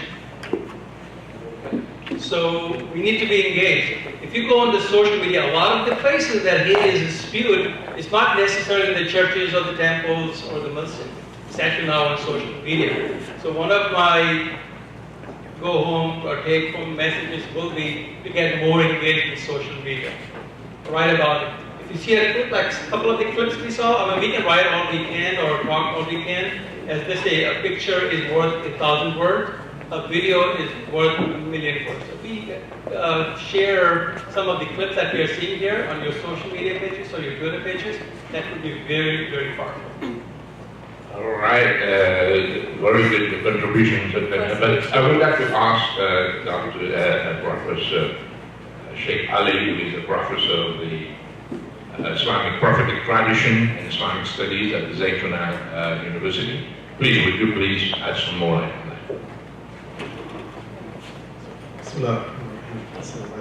Peace with everyone.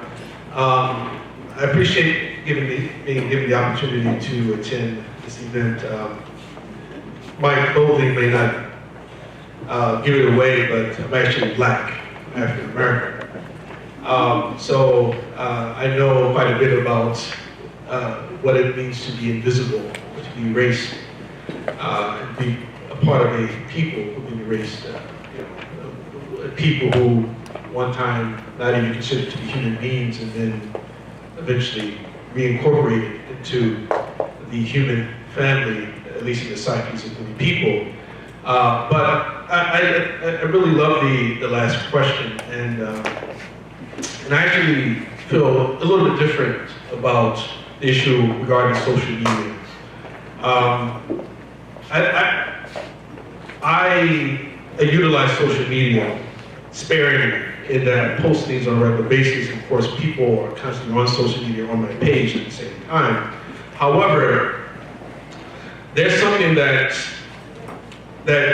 was exposed to me some years ago about the nature of the systems under which we live. And ultimately, I think we can say that much of what's happening is about power plays, is about very powerful people vying with one another about that power, trying to gain more of that power. The rest of us are being manipulated, and the media is one of the ways that we've been manipulated. So for instance, something was said about the issue of white supremacist, sort of information on the internet. I mean, I know white supremacist information and I see it here. I don't see as much of that. I actually see much of the opposite of anti-white supremacist, sort of media out there and creating a lot of anxiety in people, right? I think the media creates anxiety in people. The media manipulation has its mission, and they're connected with corporations, and they're about making money, controlling people. Just look at what's happening with Bernie Sanders right now. How, again, the Democrats, the DNC has turned on Bernie, because now they decided they don't want him, even though, of course, it was all anti-Trump prior to that. So at any rate, in terms of people I think that actually is more healthy for people to disengage from it, for people to not consume as much media, because the social media realm is not the real world. It's not the real world, and it creates anxiety where it didn't exist prior to that. And when you find yourself in a situation where you see something which is horrible, and you can't do anything about it, then all it does is it creates sadness, it creates depression within people, right? So that is my basic recommendation. That's more I can say, but I just wanted to start off with those bits. I have one point to make.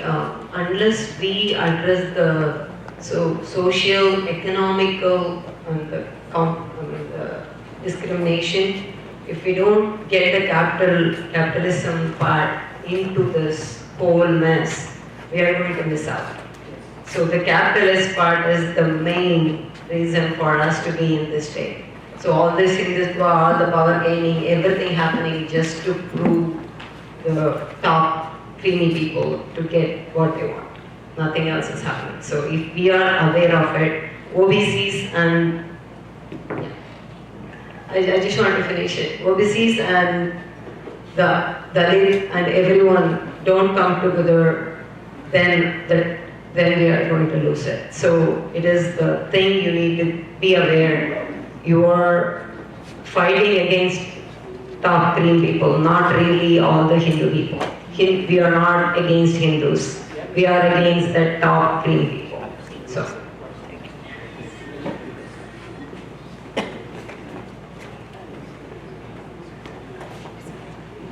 Oh. Okay, yeah.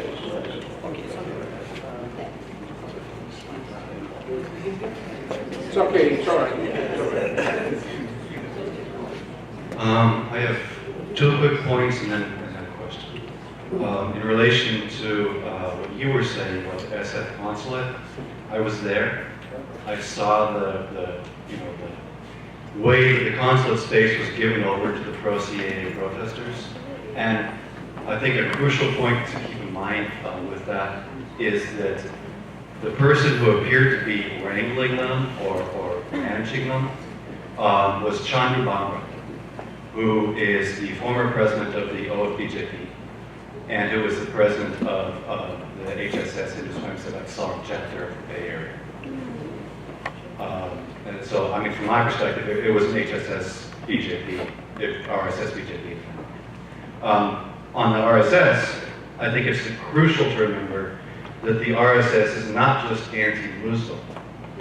They are radically anti-Muslim. They are radically Islamophobic, and Muslims are the people that are being most heavily targeted right now. But their goal, their ultimate goal, includes cleansing Christians, as well as Sikhs.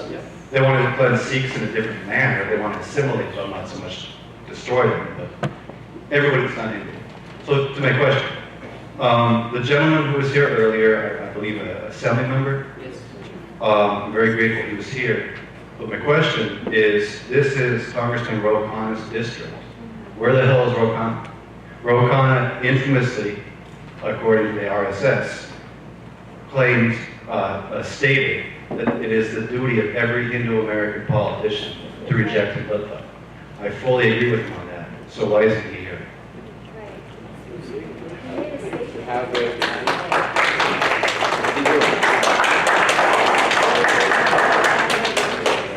Yeah, I will get you. Yeah, after.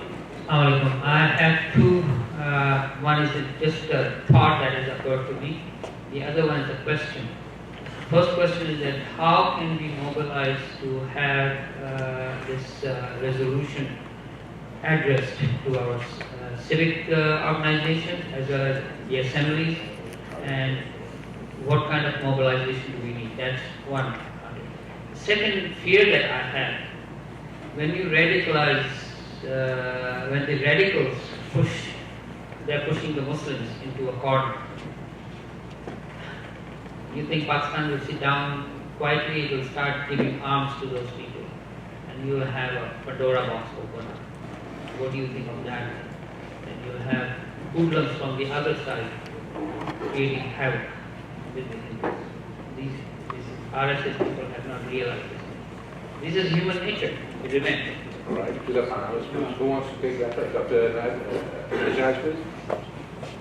So the first point that you raised, how can you raise awareness? So the first thing is to actually engage with your civic leaders, be it their city or local mayor's office, city councils. So for example, in preparation for this one, I am already in touch with someone who is helping us pass the resolution to the one that we passed here from Seattle. That's not in the hands of one of the board of supervisors in San Francisco, who also have connections in Oakland City Council. So the San Francisco City Council and the board of supervisors in the city of Oakland are likely to pass it, it's actually in the hands of their staffer to review and modify the Seattle resolution. We don't have an estimated date of arrival. But I think for us it is key that we engage with our, I mean, this is the election years. And if there's any time that our politicians, so saying it with a lot of respect, that they will hear to us, is actually during this time. So we have to be very clear. So yes, if you want our vote, we'll support you. On the other hand, cannot forget about the causes that are near and dear to us. And we have to make our voices heard. And I would, by the way, what you just actually mentioned that it's not just about Muslims. I have an exact quote. I had a clip, which is just I did not present it here, but this is actually from a BJP and RSS leader, Rajeshwar Singh. This is what he said, and I'm going to quote it. So this is in quotes. Muslims and Christians will be wiped out of India by December 31, 2021, he says. And then he further goes on to say that we, RSS and BJP, we have decided that Islam and Christianity will be finished in India by 2021. This is the pledge taken by my colleagues. This is our pledge. So if anyone thinks that Hindutva actually represents Hinduism, this will be a good appendix to actually show to people that Hindutva ideology is the ideology of hate. So if you don't see hate in this statement, I don't know where else you can see hate. Please, Mr. Singh. The last part. Go ahead. Very important questions my dear sister asked about giving protection to members of the Overseas Friends of BJP, HSS. In fact, one of the guys who was standing in the barricade, Dr. Ramesh Jabra, a well-known Hindutva organizer here for a long time, he's threatened to chop off the legs of Ro Khanna openly at a party, and you eyewitness account because he. So we need to answer that and combine Peter's question and yours into one. Why Ro Khanna is not here? Earlier we had Professor Bigel say Hada Nara, the Nawab of Malay Kotla. He spoke out, and Hada Nara is not a small thing. As a Nawab of Malay Kotla, he could have been executed. He had a lot. He was a lot at stake. Hada Nara does mean हमको भी बहुत दुख है, बड़ी शर्म की बात. No, that's not Hada Nara. Hada Nara has to be very genuine. So, and it has to come from having a great risk that, it's just not a band-aid or a political Hada Nara. So it's very important. So in Ro Khanna, we have to ask Ro Khanna that we want sanctions against the Modi regime. Not to hurt the people of India, or where the government, where they want special deals with the United States. The Ro Khanna is for real. We need to protect the real Hada Nara now, not just lip service. And one last thing. Against Ro Khanna, they're putting up candid. These signs are there. Rishi Kumar signs are there. Look up. Who's the city council member? Who's the planning commission in Fremont? We should clean these people out.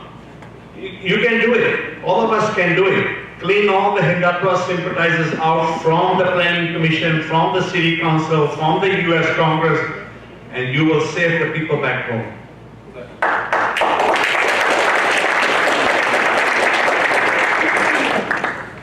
Peter mentioned that it's going to be Muslims and then Christians, and we forget Hindus also in target.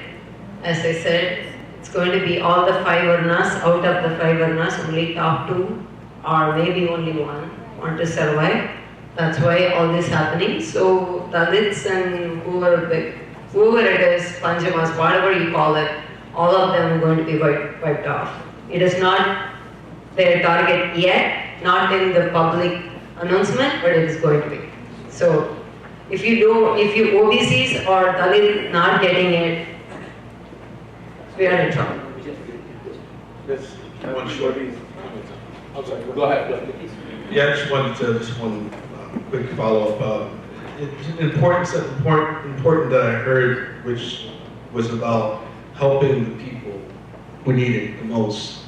And I think that we have to keep that at the back of our minds, that we all sit here in luxury and comfort, and there are people that are suffering. So we have to make sure that the way we speak, the way we approach things, that we don't do things that actually increase the suffering of the other people.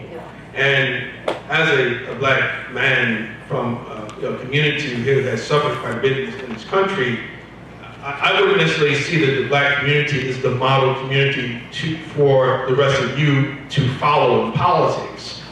But because, for one of the fundamental problems I see with my community, and it's the same thing I see with the Muslim community, is that we get too emotional about politicians when we see something about them or hear something that they don't like. And what I mean by this is this. The area of politics is the area of Faustian bargains. It is the area of making deals with the devil.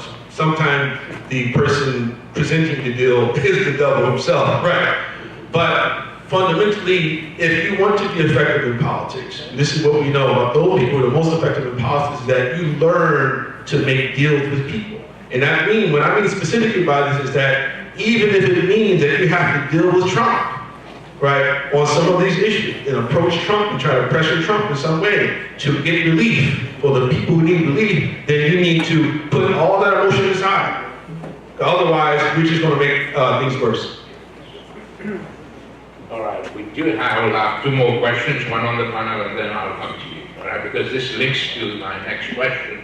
We're talking about human sufferings, and that's the whole idea we've heard that the whole event, during the event, we've heard about torturing people, instilling fear, and that's what the whole culture is, and creating miseries. And in that aspect, I would ask Manzoor Ghori to talk about that, how he deals with the human sufferings, and what he brings with his organization, I Am Aarti to India. Can you quickly elaborate? Thank you. Assalamu alaikum. I am here on behalf of the IMRC, Indian Muslim Relief and Charities, a human rights organization and also relief organizations working for 39 years in India. I was just reflecting how we have changed over 20 years ago. When Gujarat happened in 2002, we were all concerned what we can do for the people who are suffering. Thousands have been killed, made homeless, and so on. I was getting a lot of calls, inquiries, emails. What can we do for the people in India? How we can help? Versus when Delhi riot took place. By the way, I was in India only 2 weeks ago. And also I can testify that when they say Kashmir, everything is okay, it is not. Internet is not working, phone is not working.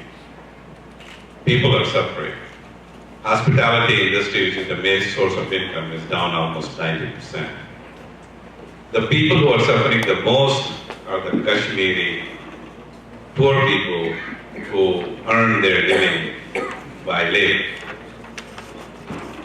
And especially when you see, just imagine a family, young people, living in a tin shed on the top. It's snow on the top, it's snow on the bottom. No heat. can stand there for half an hour. That's where they're living. Children are out of school, thousands of them. You cannot go out without having army checkpoints. And it is considered normal, and it is not normal.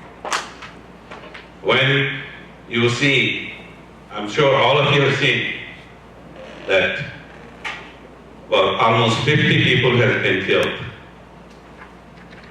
and almost 800 families, about a few thousand people, their homes and businesses are burned.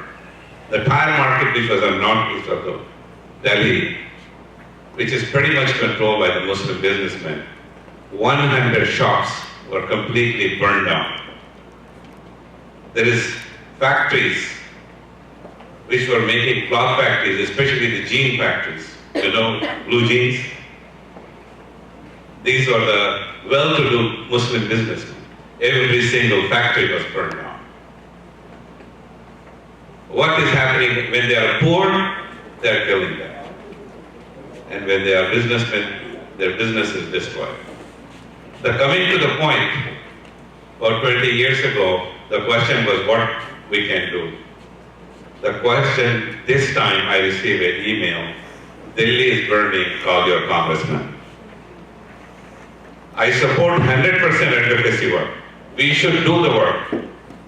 But I feel the battleground is in India. It is the millions of people who are suffering. And we should continue to help them in any way we can, especially when we can do a lot. Like, just imagine, yesterday I received a call that they're not even allowing the milk to go into these homes. It was because of the curfew, 144 is enforced. Only Jamia students from that local area able to take individually the milk for the children and the poor and the elderly. Today, I received a message that the relief truck, this never happened in the history. I've been doing relief work for 40 years. This never happened. A truck with the relief for supplies was diverted by the police to go through the other ways. And about a couple of miles later, they had arranged to loot the truck so it does not reach the people who in need. If the community can come to this much, this low, what we expect? What should we expect? Human rights workers like Harsh Mandir, FIR is filed against him, just because he spoke the truth about the magistrate who saw on the TV how this riot is taking place, and he ordered that these policemen who was involved should be investigated. He's transferred. And Harsh Mandir protested against it, and there is a FIR filed 2 days ago against Harsh Mandir. So, what we are talking about, we have a huge challenge, and we have to organize. There are a lot of organizations which are doing advocacy work and also working with the Congress. That should continue. But for God's sake, please do not forget the people in India who are suffering. And they are the ones who are going to fight. And we have to support. The support has to be in every aspect. So monetarily, legally, every way possible we can do. We do not want to do anything illegal or violent. But at the same time, everything we want to do which is allowed, legal, and we have the right to do it. Thank you. Thank you, Manzoor. And I just want to say that before one more question here, and perhaps the last question, two last questions, but I want to say something at this point. I just want you to think that it's not only the panelists or the speakers talking about the violation, the outright violations of human rights in India, but it's the international, the Human Rights International Watch, right? And even here, locally, we have Tom Lantis, Human Rights Commission. How many of you know Tom Lantis? I know him personally, right? He was a survivor of the Holocaust, right? Tom Lantis. And this commission have condemned several times, repeatedly. Solar's also good. Absolutely. Solar's Right? So these are facts. And we are just sitting and watching, doing nothing. We said never again. But it happened in Bosnia. It happened between the Tutsis and the Tutsis. Right? It happened. It keeps happening. It happened in Darfur. So it doesn't matter who does it. But we sit down and we let it happen. And that's what I think Dr. Nazir wanted to do, is to motivate us to do something that when we leave that door, we do not forget. But we act on it. Yes, sir, your question will be very patient. Yes. How can that, can somebody take that? No, Arvind. My question is this, that why don't we simplify the whole problem? It's an inhumane issue. Forget about whatever that is. It is a human crisis. As a good Muslim, try to be a good Muslim, whenever the zulm is happening against any humanity, it's our duty, we should raise the voice. That's number one. Forget about whatever, Hindutva, whatever. It's a humanity, inhumane actions are happening, it has to be stopped. That's the one question. Second is, how do we, I asked all the leaders, how do we mobilize all the people? There is a huge people who care about humanity. They are not mobilized. And people like this, we gather 100, 200, talk and all that, mashallah, nice, have nice to go. It doesn't work. If we, in the absence of darkness, in the absence of light, there is darkness. So, how do we, I want to ask the leaders, yes. we have to brainstorm to mobilize the masses. It's a human crisis. It doesn't matter who died where in Burma, India, Delhi. They are mine. They are mine. They are me. Got your point, sir. Thank you. And just to let you know, do something about it. Excuse me. Just to let you know. These things. Excuse me, sir. Thank you. Just to let you know, since you came a little bit late, Dr. Nazir already passed a resolution. That's one of the steps. Right? That's one of the steps. I'm just telling you that I know you can really miss that. So he already passed the resolution that was voted in Seattle, and we will, that's one of the action items. We'll take that wherever we can in our city and whatever. I just wanted to share that with you. Anybody want to answer that question? So you're raising a good point. So let me give you a quick example. So if there's only one thing we can do is raise awareness. So at a political fundraiser of somebody who's prominent, I would not name the name, you probably will know if I said it, she is one of the two only Muslims congresswomen. So we were, so towards the end of that fundraiser, and Dr. Nazir was there too. So Dr. Nazir approached her and said, can you help raise the awareness about Hindutva in Congress? And her question to Dr. Nazir was, what's Hindutva? So this is not to actually put her on the spot. My point is this. Whatever action items we are thinking about, unless we raise that very essential fundamental issue, which is raising awareness, will not go anywhere. So if we can do any, or one thing only, it will be raising awareness, be it to your colleagues or your people at work, wherever, on social media, elsewhere. That's one thing. So there are multiple different things we can do. Is talking to city council, etc., social media, talking to the people, mobilizing others. The one thing we cannot do is do nothing. So just think about one thing as an action item in your mind. Everybody's different with their own needs. Think about only one thing that you will do differently. When you walk out through this door today, think of only one thing that you will do differently tomorrow. And stick to it. I just want to. Even 10% are in Just want to give you one piece of advice. In '84, they attacked lava seeds and there are many suggestions. But please don't say forget about Hindutva. That kind of hurts me. We should not forget about that as the root cause of the problem today. Please don't say that again. One quick thing, because nobody has answered the gentleman here raised about the threats of weapons and everything from Pakistan. That's a very important point. I do not believe Pakistan is capable of waging war against India today.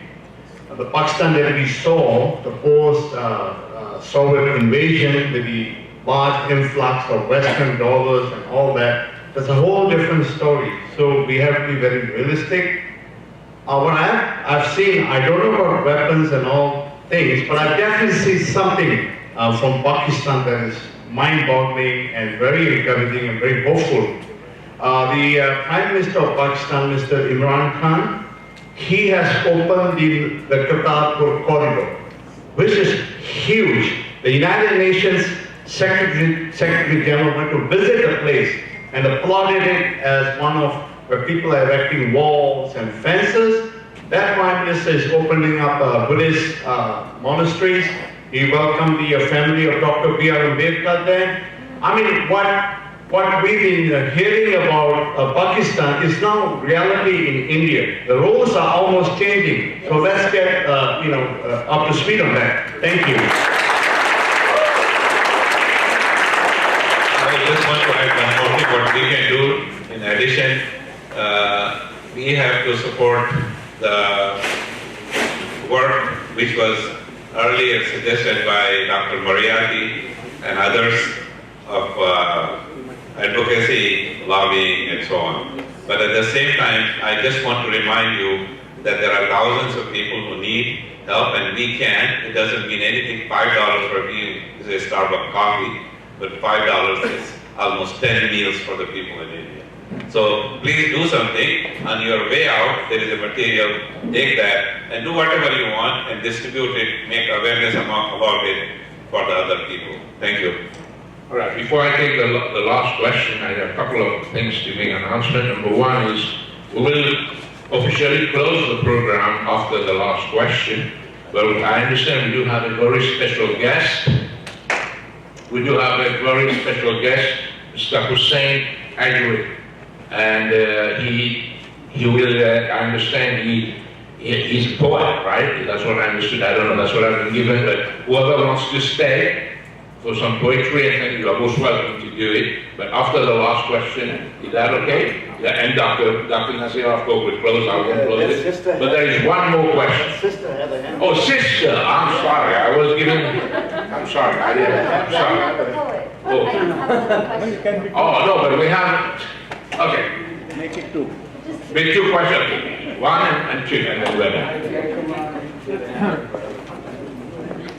So, sorry, Doctor, my suggestion will be just have those questions before we answer. So we address those questions together. All right.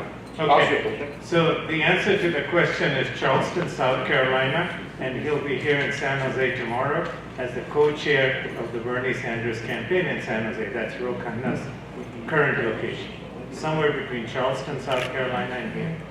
I asked Bernie Sanders to run for president in 2011. I had dinner with him in Vermont. He invited me, so this is a dream come true. Now, the question I have is, can we form a working committee amongst the leaders and some volunteers from here to create a platform that we can then present through Ro Khanna into the Democratic National Convention that's going to happen in June? Put your mic up. Huh? Yeah. Okay. Yes. So the question is, can we form a working group to write the language that would be submitted through the DNC so that it becomes an official part of the platform in the convention regarding India and the issue with the minorities, because that will put it in the operating system. Sister, please, go ahead. Your question. So I'm going to try and slip in two questions, actually. So one, just to make it quick, this is specifically for Lakshmi or whoever can answer, but what does Dalit Muslim solidarity, particularly in the diaspora, look like? While these images have been coming out of Delhi, I can't get out of my mind that this is a constant reality faced by Dalit women in particular, and this type of state-sanctioned, religiously sanctioned violence is constant for Dalits. So if you could answer that. And then my second question is for Mr. Singh, because I think I saw you at the protest yesterday. What does intergenerational coalition building look like for you? For example, with what you said about Ro Khanna, Equality Labs is sitting on a statement from Ro Khanna. We're trying to have a meeting with him facing a lot of pressure from Hindu nationalists, and he needs to be met with like a progressive coalition of South Asians. And there's a lot of people from Equality Labs, other folks out of Oakland who are meeting with him, and we're really looking for our elders to come through with us. So how do you think that can happen? How can we build intergenerational coalitions? And then what does Dalit Muslim solidarity look like in the diaspora? Who wants to take that first? Fred wants both questions.